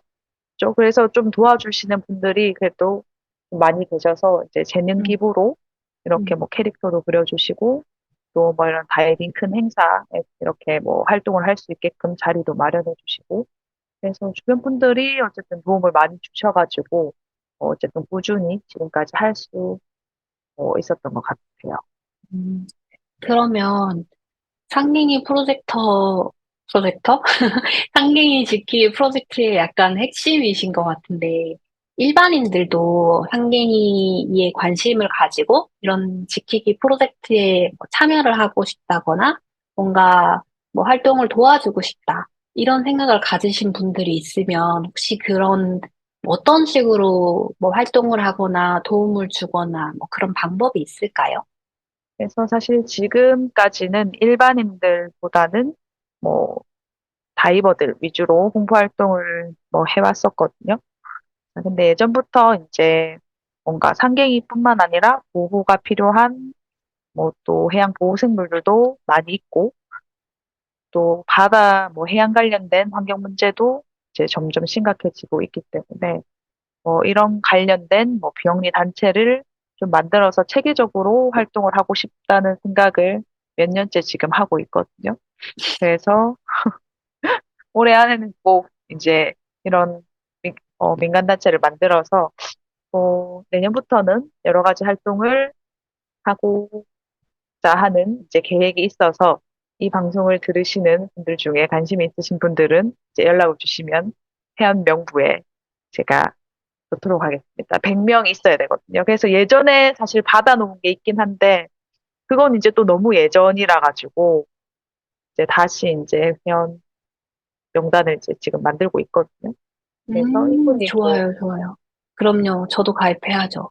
네네. 저희 그 공식 그 SNS, 요 독센더 시티 채널 공식 SNS가 있어요. 제가 이 에피소드 하나 할 때마다 관련된 이제 사진이나 뭐 동영상이나 이런 것들을 올려놓는데 그 민간단체, 비영리단체 등록을 위한 이제 구글 폼 전달해 주시면 제가 거기 올려서 네, 아, 받는 걸로. 감사합니다. 네네, 감사합니다. 네, 저희 채널이 아직 크지는 않지만 이게 또 계속 에피소드가 쌓이다 보면 구독자도 늘고 이제 그러면 또 계속 그 이전 에피소드들을 들으시는 분들이 생길 거니까 조금은 도움이 되지 않을까요? 한 10명이라도? 아, 네, 그럼요. 네. 지금 상갱이 지키기 프로젝트 그래도 꽤 오래 하고 계시고 그래도 열심히 이게 뭐 돈이 되는 일도 아닌데도 열심히 하고 계신데 미나쌤이 보시기에 옛날부터 지금까지 이렇게 시간이 지나면서 어떤 사회에서의 인식이라든지 이런 시선이라든지 이런 것들이 좀 많이 바뀌었을까요? 아니면 물론 더 많이 개선이 돼야겠지만 좀 바뀐 부분이 있을까요? 그냥 뭐 저는 사실 아쿠아리움에 근무할 때부터 뭐 이런 쪽으로 사실 관심이 좀 많이 있었고, 그리고 그- 그때는 사실 제가 환경이나 뭐 이런 생물 관련된 소리를 낼 수가 없었거든요. 왜냐면 제가 영리를 목적으로 하는 이제 아쿠아리움에서 근무를 하고 있었기 때문에. 그래서 지금은 조금 더 이제 제가 하고 싶은 이야기를 조금 더 편하게 이제 얘기할 수 있을 것 같은데, 어쨌든 뭐, 최근에는 뭐 여러 가지 뭐 비리 사건이나 뭐 유비견 관련해서 뭐 이런 것들이 조금씩 이제 얘기가 나오는 경우가 있기 때문에. 그래서 이런 것들을 뭐 계속 얘기하지만 좀 더 국가적으로 뭐 체계적으로 관리를 할 수 있는 시스템이라든지 국가에서 뭐 직접 뭐 운영을 한다든지 그런 것들이 조금 그런 쪽으로 개선이 되면 좋지 않을까? 네, 이렇게 생각을 음, 듭니다. 맞아요. 사실 요즘에 개들 관련해서 뭐 강아지 공장이라든지 아니면 불법 도축장이라든지 뭐 개식용 문제라든지 이런 것들이 되게 여론에서 이슈화가 되고, 그리고 그런 것들을 뭐 청문회까지 하고, 또 뭐 집회도 하고, 또 법안 제출 통과를 위해서 국회의원들이 목소리를 내기도 하고, 뭐 이런 식으로 좀 이슈업이 많이 되고 있어요. 이전에도 그런 일이 없었냐? 사실 그런 건 아닌데, 이전부터 있었던 일이 요즘에 돼서 사실은 좀 더 많이 뉴스에 나고 사람들의 관심을 좀 받는 것 같아요. 사실 이 일 자체는 너무나 좀 마음 아픈 일이고 그런 일들이 없어져야 하지만 일단은 안타까운 게 그렇게 언론을 타고 뭔가 이슈화가 되어야지만 변화가 생기니까 상갱이 지키기 프로젝트는 그런 큰 마음 아픈 일 없이 좀 잘 홍보가 돼서 네, 좋은 변화들 가져갔으면 좋겠어요. 네, 열심히 하겠습니다. 네, 그러면 어, 아쿠아리움에서 일하시는 아쿠아리스트가 아니시고 이제 다이빙 강사를 하시면서 예전보다는 조금 더 다양하게 이런 활동들을 하실 수 있다라고 말씀을 하셨는데 요즘 이 상갱이 지키기 프로젝트 관련돼서 혹시 진행하고 계신 일들이나 아니면 진행하고 있는 일들 관련해서 좀 홍보 사람들에게 참여를 좀 독려하는 요런 시간을 좀 가져보면 좋을 것 같아요. 네, 그래서 지금은 이제 최근에는 이제 제가 패디라는 단체 강사로 활동을 하고 있기 때문에 이제 패디에서 운영하는 이제 패디 어웨어라는 그 환경이랑 이제 그 바다 생물을 이제 보호하는 그런 프로젝트가 있거든요. 그래서 매년 부산에서 해양 정화 활동을 지금 하고 있고, 아직 뭐 이해밖에 되진 않았지만, 작년에는 태종대 앞바다에서 이제 해양 정화 활동을 했고, 올해는 이제 광안리에서 진행을 했었거든요. 그래서 뭐 이때 뭐 상갱이 보호 전단지라든지 엽서 스티커를 무료로 배포하고, 이제 상갱이 티셔츠를 이제 굿즈로 판매해서 이제 그런 것들을 또 그런 소액이지만 페디어웨어에 기부를 하고 뭐 이런 것들을 하고 있고요. 그리고 와칭 투어 진행할 때는 이제 경남의 한 고등학교에서 상갱이 보호 관련 수업을 한 적도 있고. 음, 되게 많이 하시고 계시네요. 혹시 뭐 내년에도 계획이 되어 있는 장소가 있나요? 근데 아무래도 좀 인원이 많이 모이기 때문에 아마 뭐 태종대나 좀 다이빙 직접 할 수 있는 그런 곳이라서 광안리 아니면 또 태종대가 되지 않을까. 네. 이게 기존에 했던 활동들이 뭐 웹사이트나 이런 게 있으면 다음에 이제 행사가 있을 때 사람들이 관심 있는 분들이 그 정보를 보고 직접 그 행사장에 가서 뭐 굿즈도 사고 이제 어떤 일들이 일어나고 있는지 이런 활동들도 보고 이러면 좋을 것 같아요. 그리고 저희가 바다 해양생물, 그리고 바다 뭐 보호, 자연, 그리고 상갱이 지키기 프로젝트까지 되게 어떻게 보면 좀 어렵기도 하고 좀 깊이 있는 주제로 얘기를 많이 했는데 이제 조금 어, 뭐라고 해야지? 라이트하게? 라이트하게라고 얘기하면 좀 그렇지만 이제 니나쌤의 본업으로 이제 돌아가서 니나쌤의 이야기를 한번 좀 들어보면 좋을 것 같아요. 지금 다이빙 강사로 활동을 하고 계신데, 이제 홍보 타임 한번 들을 테니까 홍보 타임 멋지게 한번, 네, 소개 부탁드릴게요. 이게 제 전문인데요. 자, 자, 부산에서 5년째 우주 최강 미녀 강사로 활동하고 있는 니나 강사입니다. 그래서 우, 업체명은 네, 니나노 다이브거든요. 자, 그래서 저희 모토는 이슬립 다이브입니다. 먹고 자고 다이빙하는 네, 그런 걸 모토로 하고 있고요. 또 프리다이빙이랑 뭐 스킨스쿠버 그리고 요새 대세인 머메이드 또 수중 촬영까지 모든 게 가능합니다. 그리고 패디에 정식으로 이제 샵 등록이 되어 있거든요. 그리고 해양수산부에도 레저 사업, 수중 레저 사업자 자로 이제 정식으로 이제 등록이 되어 있기 때문에 이제 업체를 선정하실 때는 뭐 이런 것들이 다 잘 돼 있는지 꼼꼼하게 확인을 하신 다음에 이제 니나노 타입으로 오시면 되겠습니다.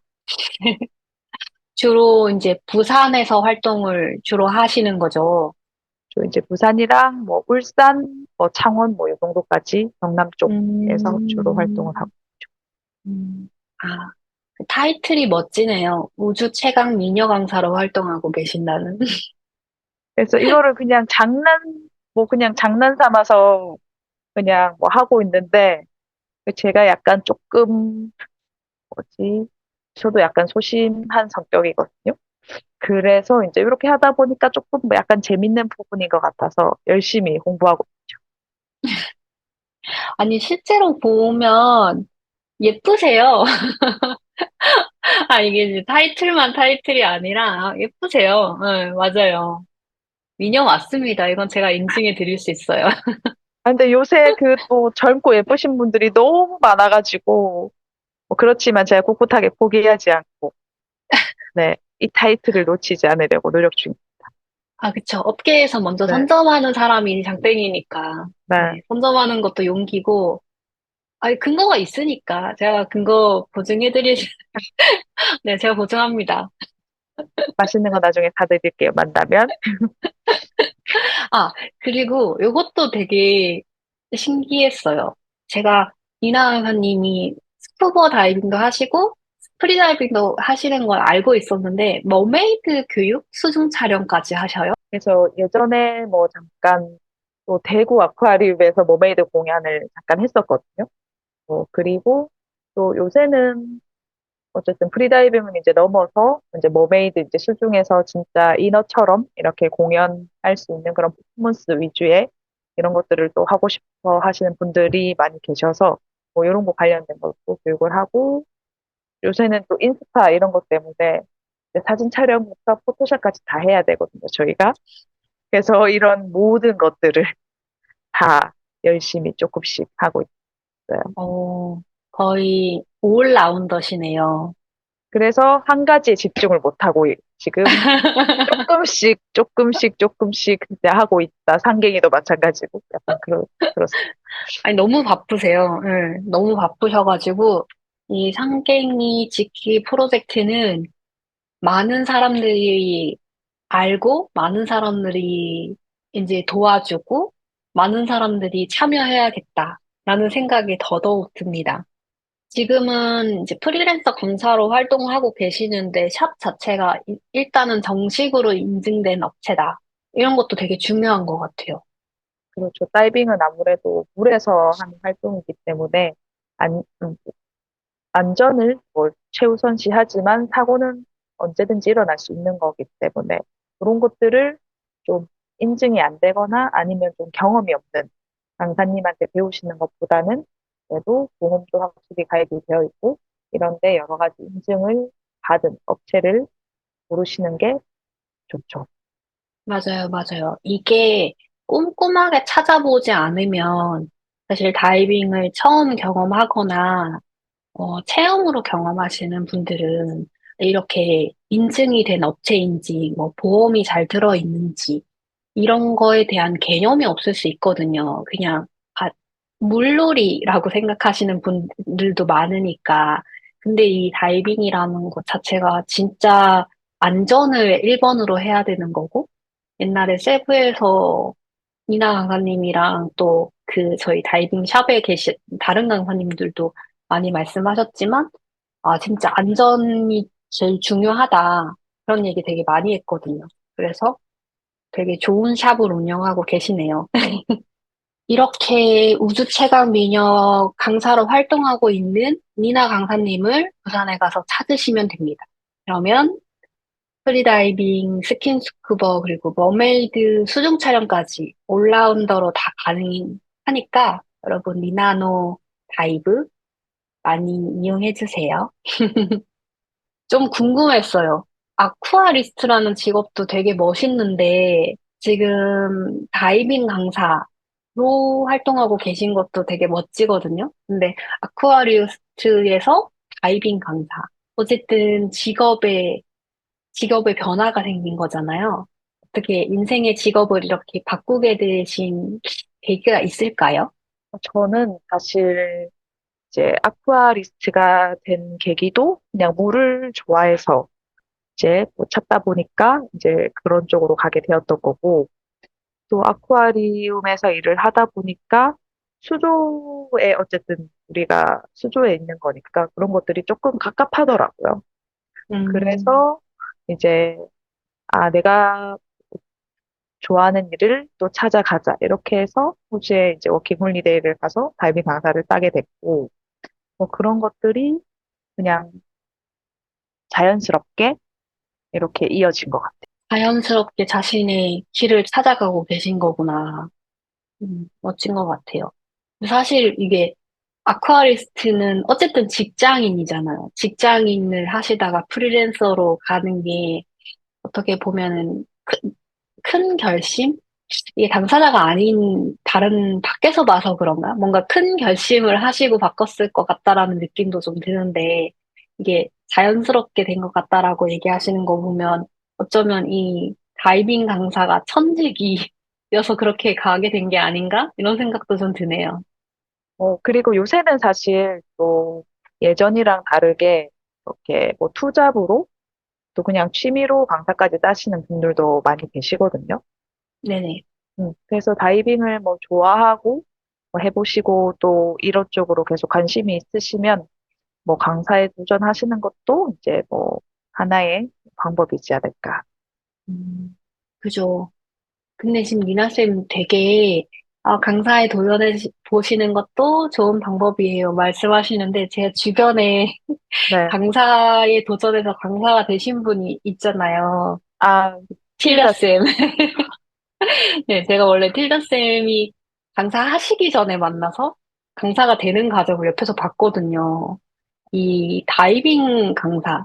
틸다쌤은 이제 스쿠버 다이빙 강사를 하셨는데 이것도 되게 만만치 않더라고요. 되게 공부도 되게 많이 하고, 준비도 되게 많이 하고, 물론 아까 말씀하신 이 다이빙은 기본적으로 안전이 기본이 되어야 하기 때문에 강사의 그 실력과 그리고 안전에 대한 여러 가지 준비들이 많이 필요하니까 진짜 열심히 준비하셔가지고 강사 되신 걸로 알고 있어서 전 옆에서 보고, 와, 나는 강사까지는 못하겠다. 아, 강사 맞아요. 자격증을 딸 수는 없겠다. 이게 다이빙을 좋아한다고 해서 와, 강사까지 되는 건 진짜 대단한 일이다라고 생각했거든요. 음. 생각보다 어렵습니다. 네. 그래서 쉽사리 도전하지 마시고 진짜 진지하게 내가 강사까지 하고 싶다 이런 마음이 드시는 분들은 그래도 도전해도 뭔가 좀 또 새로운 길이 열리는 거니까. 네, 맞아요. 네. 제가 혹시나 사람들이, 이 투잡으로 다이빙 강사를 하시는 분도 있다라고 해서, 이 강사 되기가 그래도 수월한가? 라고 오해하실까 봐 설명을 덧붙인 거예요. 이 네, 다이빙 네. 강사 되는 거 너무 어렵습니다, 여러분. 그리고 다이빙 강사가 강사 자격증만 딴다고 되는 게 아니라 기본적으로 그 앞에서부터 다이빙 그 순차적으로 따야 되는 다이빙 자격증도 많고 또 이수해야 되는 이론적인 공부도 되게 많고 안전에 대한 공부도 되게 많아서 물론 이게 스쿠버 강사랑 프리다이빙 강사는 좀 시스템이 다르기도 하고 또 단체마다 좀 다르기도 한데 사실 강사 되기 어렵습니다. 그래서 잘 준비된 강사분한테 배우시기를 네, 추천드리고 부산에 가시면 꼭 니나노 다이브를 네, 찾으시길 추천드립니다. 네, 좋은 말씀이세요. 저도 스쿠버는 자격증이 있고 저는 어드밴스드까지 있어가지고 한 50로그 좀 넘게 찍었어요. 100로그까지는 아직 못 찍었고 네. 프리다이빙은 열심히 연습하고 있고 또 니나쌤 아시는 선생님들한테 제가 좀 배웠지만 3미터 이상을 못 내려가서 아, 아직 제대로 못하고 있는데 일단 두 가지가 매력이 참 다른 것 같아요. 스쿠버와 프리다이빙 두 가지가 매력이 좀 다른 것 같은데 두 가지 매력에 대해서 좀 알려주실 수 있을까요? 그래서 프리랑 스쿠버를 비교해서 이제 말씀을 드리면, 이제 스쿠버는 물속에 있는 생물을 관찰하는 게 목적이기 때문에 약간 뭐 레저에 가깝다고 생각하시면 되고, 아무래도 프리다이빙은 호흡을 참고 이제 수심을 목적으로 하기 때문에 조금 더 스포츠에 가깝다고 할 수 있거든요. 그래서 사실 스쿠버는 약간 이제 편하게 내가 물속에 가서 노는 느낌이고, 프리다이빙은 스포츠에 가깝기 때문에 계속 트레이닝을 하셔야 되고, 또 내가 원하는 수심에 이제 도달했을 때 성취감이 굉장히 크거든요. 그래서, 그리고 또 내가 하는 만큼 결과가 따라오고, 또 한계가 없기 때문에, 뭐 이런 것들이 이제 계속 이제 꾸준히 해야 된다는, 그래서 그런 만족감이 조금 다른 것 같아요. 맞아요. 저는 되게 신기했던 게 프리다이빙은 그 PB, 네, 자기의 베스트 그 뭐라고 하죠? 깊이라고 하나? 그쵸. 그 PB가 퍼스널 베스트의 약자거든요. 그래서 본인 아, 최고 기록이라고 보시면. 음, 그러면 이번에 다 가셨을 때는 프리다이빙으로 가신 거예요? 그래서 이제 뭐 프리도 하고, 이제 리브버 보드는 이제 스쿠버를 하고, 다음에 음, 가서는 이제 또 마우스필이라는 기술이 있거든요. 아, 이제 네, 맞아요. 좀 깊은 수심을 가기 위해서. 그래서 마우스필을 조금 트레이닝을 좀 하고, 사실 수심은 좀 시간이 너무 짧아가지고, 네, 못하고 마우스필을 열심히 연습하고 왔습니다. 아, 역시 준비된 강사네요. 계속 공부하는. 끝이 없어요. 그래서 프리다이빙은 이런 말이 있어요. 이제 내가 그만두기 전까지 끝나지 않는다. 이 끝날 때까지 끝난 게 아니다. 약간 이런 네, 느낌이네요. 네, 맞아요. 프리다이빙은 약간 이게 사람마다 좀 편차가 있는데 스쿠버 다이빙이랑 프리다이빙은 호흡법이 좀 다르잖아요. 네. 네. 저는 개인적으로 프리다이빙 호흡법이 잘 안 되는 부류고 또 제 친구는 요가를 좀 오래 한 친구는 프리다이빙 호흡법이 거의 뭐 몇 번 하고 바로 돼가지고 막 5m, 10m까지 찍은 이제 친구도 있어요. 그래서 두 개가 호흡법이 되게 달라서 그 방금 말씀하셨던 프리다이빙 안에서도 또 호흡법이 되게 많잖아요. 마우스필이라고 말씀하신 것처럼. 그래서 저는 다이빙을 하기 전에 숨은 그냥 쉬는 줄 알았어요. 근- 숨, 네, 숨 근데, 쉬는 게 이렇게. 아니, 스쿠버는 사실 호흡법이라는 게 없습니다. 그냥 조금 이제 뭐 심호흡하듯이 좀 천천히 깊게 호흡을 하시면 되는데, 그래서 사실 프리다이빙이 그래서 좀 어렵죠. 호흡법도 따로 있고, 또 숨 참고, 또 이퀄도 훨씬 더 어렵거든요. 맞아요, 이퀄라이징. 맞아요. 이퀄이 어려워요. 스쿠버는 이퀄이 안 돼도 체험으로, 그러니까 체크 다이빙 몇 번 하고 나면 이퀄이 잘 되는데, 프리는 진짜 연습을 많이 해야 되는 것 같더라고요. 그리고 연습을 해도 안 되는 사람이 있는 게 아닌가 싶을 정도로 사실 저는 아직 못했습니다. 아니, 진짜 피가 나는 노력을 해야지 이퀄리를 할 수 있어요. 그러니까 네, 선천적으로 이제 이퀄이 잘 되시는 분들도 있고 방법이 여러 가지 있거든요. 맞아요, 그래서 맞아요. 피코님처럼 이제 잘 안 되시는 분들은 진짜 목에서 거의 진짜 피가 나올 때까지 연습을 해야지 된다. 연습을 하면 누구나 할 수 있습니다. 맞아요. 저도 부산에 한번 가야겠어요. 아, 그래서 저희 제가 회원님들도 이퀄 안 되시는 분들 많이 있거든요. 그래서 이제 혹독하게 시키려고요, 연습을.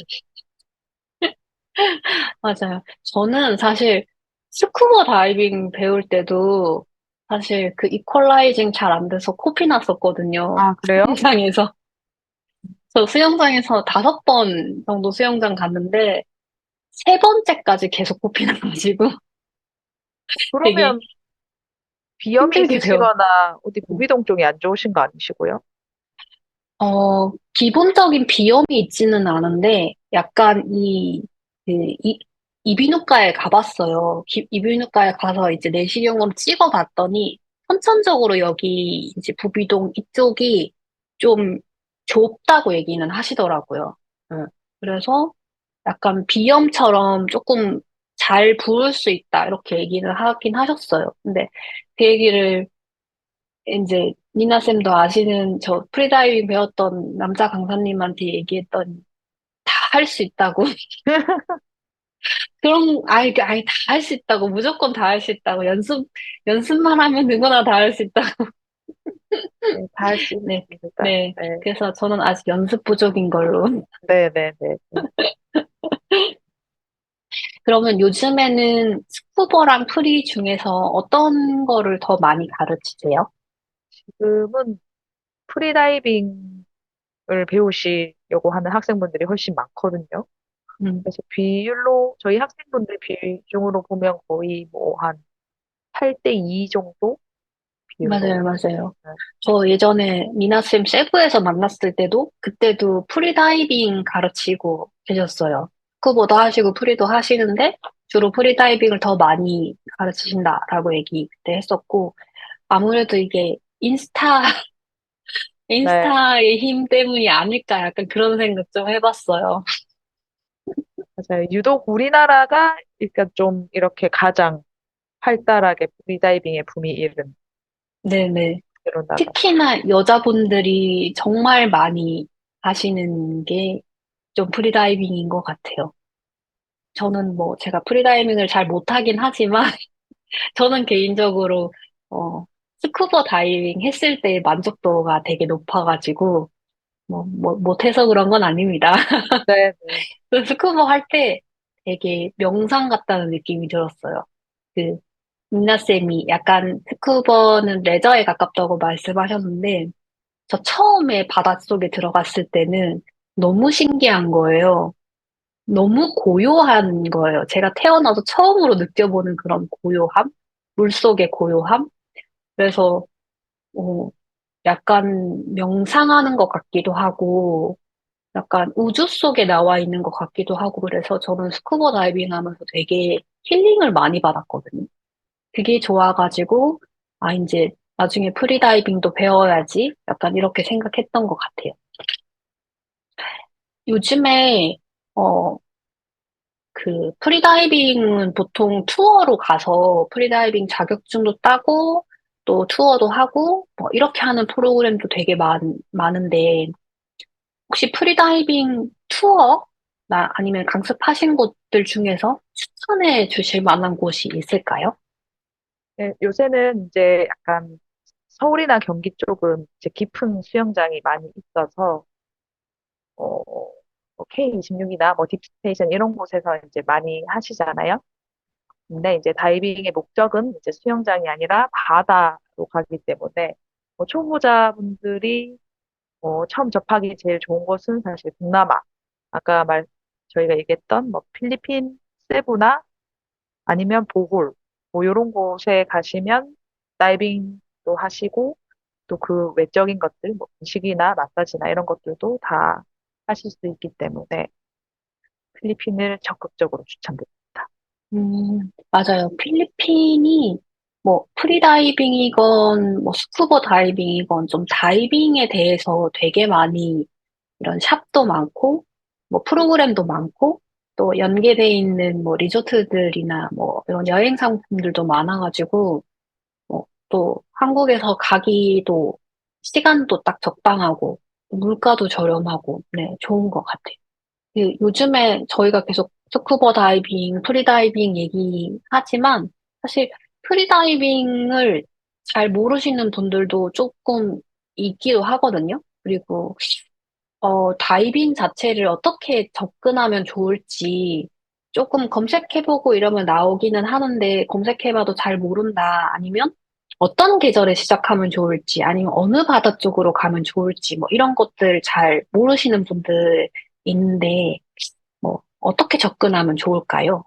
근데 아무래도 다이빙은 이제 여름에 배우시는 게 뭐 제일 좋긴 하지만 요새는 또 뭐 여행도 좀 편하게 갈 수 있고 이제 사계절 내내 다이빙을 우리가 뭐 수영장에서도 이제 교육이 가능하기 때문에 뭐 언제든지 이제 좀 원하시면 뭐 시즌에 관계없이 선택을 하실 수 있고 또 뭐 네이버나 이제 이런 데 너무 잘 돼 있어서 인스타나 뭐 이런 데서 기본적으로 이제 검색을 하시되 뭐 여기서 이제 조금 그런 게 어렵다고 하시면 주변 지인분들께 추천받는 게 제일 확실한 방법이지 않을까 음, 생각합니다.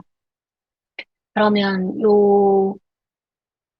팟캐스트를 들으시는 분들 중에 부산 지역으로 놀러를 갈 기회가 있고, 프리다이빙이나 뭐 스쿠버 다이빙을 좀 배워보고 싶다 하시는 분들은 이제 미나쌤께 연락을 드리면 될 것 같고, 만약에 좀 부산이나 경상도 지역으로 갈 일이 없는 수도권, 요런 데 계신 분들은 미나쌤의 또 많은 이 강사 커뮤니티 정보를 통해서 검증된 실력 있는 강사분들을 추천받는 것도 하나의 방법이 되겠네요. 네, 그래서 그냥 좀 후기 같은 거나 아까 말씀드린 거 그런 뭐 보험이라든지 음, 뭐 정식 등록된 업체인지 이런 것들을 조금 꼼꼼하게 보셔서 업체를 선택하시면 될 것 같고 그다음에 사실 여행 가서 배우시는 것도 이제 하나 한 가지 방법이긴 한데 뭐 집에서 좀 가까운 곳에서 배우시는 게 좋은 게 그래야 이제 혹시 뭐 자격증을 못 따거나 아니면 뭐 투어를 같이 가거나 이랬을 때 좀 접근성이 쉽거든요. 그래서 타 지역에서 배우시는 것보다는 집 근처 가까운 데서 배우시는 게 아마 더 좋으실 거예요.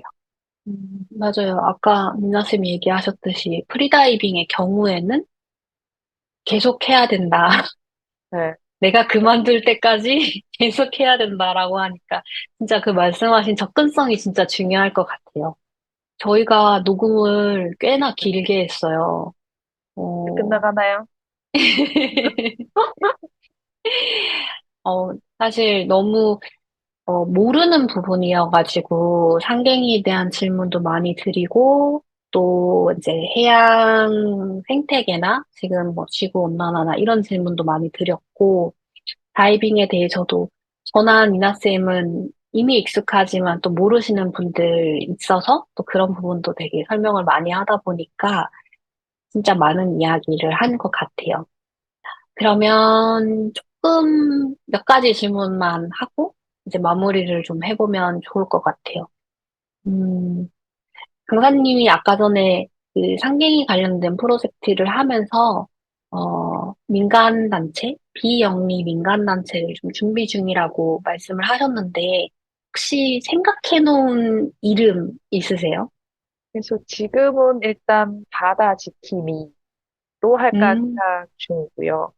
네, 그다음에 뭐 단체가 일단은 뭐 승인이 나서 이제 만들어지고 나면은 뭐 지금까지 해왔던 뭐 활동들, 뭐 해양 정화 활동이나 뭐 이런 것들을 기본으로 해서 뭐, 뭐 상갱이만 멸종 위기에 뭐 처해진 게 아니니까 뭐 해수부에서 지정한 뭐 해양 보호생물들 뭐 그리고 뭐 이런 것들을 뭐 캐릭터도 개발하고 또 교육 관련된 교재들 같은 것도 발간을 하고 또 이제 뭐 저학년을 대상으로 왜 우리가 해양 생물을 보호해야 되는지 뭐 이런 기본적인 내용도 이제 교육을 진행하면 좋겠다라는 생각을 하고 있거든요. 언제가 될지 모르겠지만 음, 앞으로는 뭐 조금씩 이런 일들을 뭐좀 실천할 수 있으면 좋을 것 좋네요, 좋네요.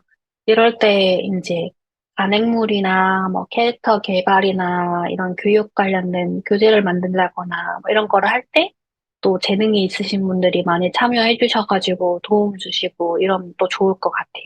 그러면 앞으로 미나 강사님의 궁극적인 뭐라 하지? 방향성? 이미 이제 비영리 단체를 고민 중이다. 이런 거를 준비하려고 계획 중이다. 라고 말씀해 주셨는데, 좀 식상하지만, 꿈? 꿈? 꿈은 어떤 게 있는지 한번 말씀해 주시겠어요? 상갱이에 제가 이제 완전 빠져 있을 때는 아까 상갱이 만화를 이제 그렸다고 말씀드렸잖아요. 네. 뭐 보신 적이 아직 없으시죠?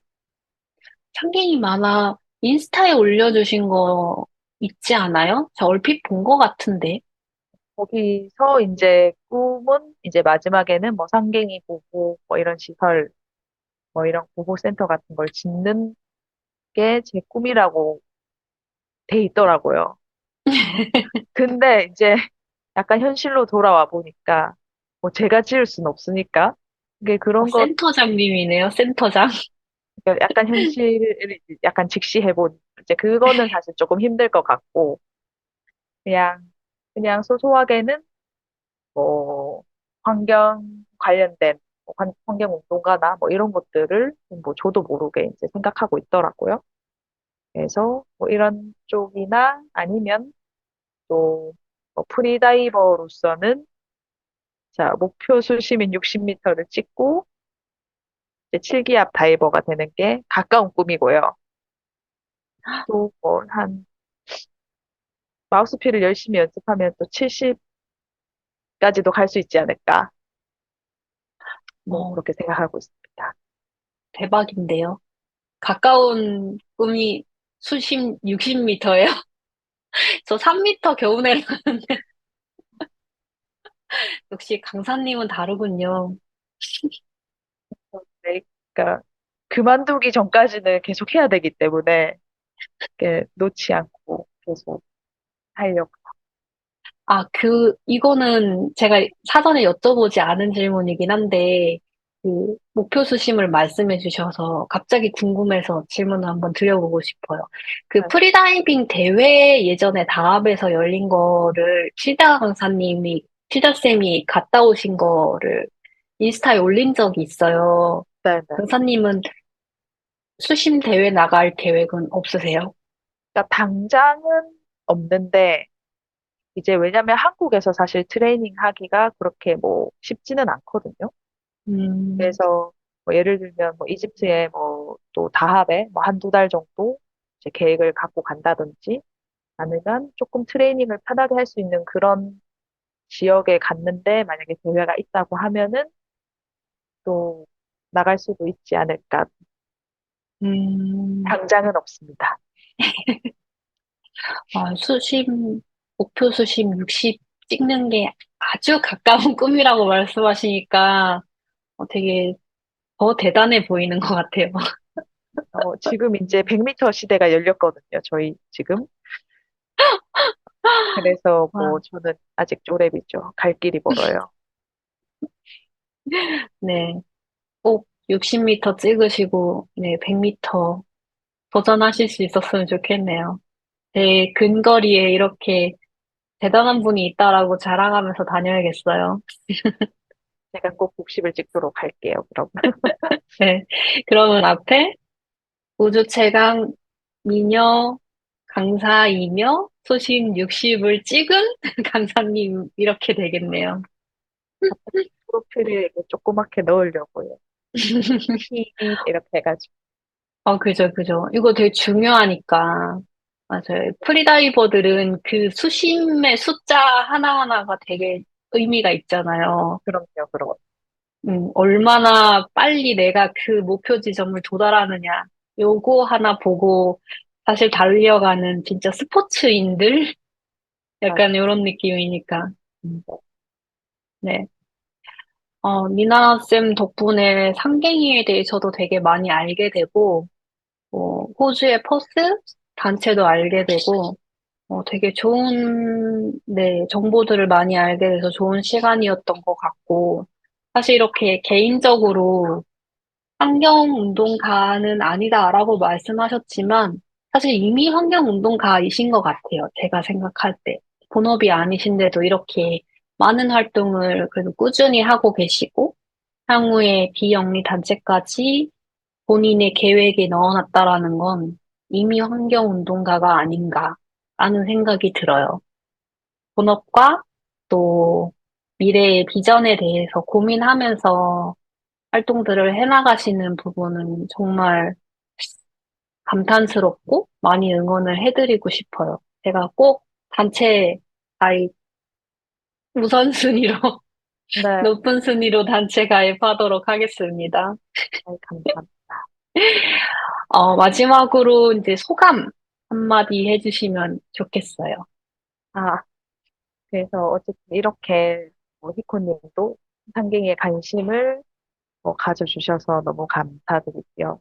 저도 뭔가 이제 인터뷰를 이제 답을 하면서 제가 뭐 생각하고 있던 것들이나 방향성에 대해서 한 번 더 이렇게 뭔가 정리할 수 있는 계기가 된 것 같아서 저도 좋았던 시간인 것 같아요. 그리고 음, 또 막 이렇게 재능 기부 해주신 많은 분들이 계시거든요. 그래서 뭐 상경의 캐릭터를 그려준 뭐 주희나 또 막 제가 처음에 활동할 때 이제 상경이를 홍보할 수 있도록 그 WK 강성준 대표님도 이제 많이 도움을 주셨거든요. 그래서 뭐 그런 분들한테도 어쨌든 감사하다는 말씀을 드리고 싶고 온 국민이 상경이를 아는 그날까지 파이팅 하겠습니다. 네, 온 국민이 상갱이를 알 수 있도록 저희 채널이 빨리 성장을 해야겠는데. 아, 네, 네, 저도 온 국민이 상갱이를 알 수 있도록 열심히 채널을 운영을 해보겠습니다. 네, 네. 저도 열심히 주변에 홍보하도록 하겠습니다. 아, 네. 오늘 사실 이 녹음이 그 사운드 시스템이 좀 잘 안 돼가지고 중간에 어려움이 많았어요. 그래서 지금 녹음하고 있는 것도 제가 잘 편집을 해야 될 텐데, 이런 어려운 환경 속에서도 네, 게스트로 참여해 주셔서 너무 감사드리고요. 이 또한 재능 기부, 재능 기부인 것 같습니다. 오늘 너무 늦은 시간, 저희가 지금 8시에 시작해가지고 지금 11시가 다 어, 돼가고 있어요. 이 들으시는 분들은 언제 들으실지 모르겠지만, 저희 한밤중에 녹음을 하고 있어서, 민나쌤을 제가 너무 혹사시킨 게 아닌가 좀 미안해지고 있습니다. 오늘 너무 감사드리고요. 그리고 또 조만간 프리다이빙 배우러 부산에 갈 일이 있으면 꼭 니나노에 예약을 하고 연락을 드리도록 하겠습니다. 저희 이코를 알겠습니다. 뚫어줄 수 있는 네, 최초의 강사님이 되시면 좋겠네요. 네, 제가 빡빡하게, 제가 빡세게 제가 연습시켜 드릴게요. 네, 저희 귀를 뚫어주시면. 네, 네, 또 미래를 기약하면서 오늘 니나쌤 보내드리도록 하겠습니다. 오늘 게스트 참여해주셔서 너무 감사드려요. 네, 좋은 밤 되시고요. 좋은 주말 되시고, 또 상진이 저도 많이 응원하겠습니다. 감사해요. 네, 고생하셨어요. 네. 카톡에서 만나요.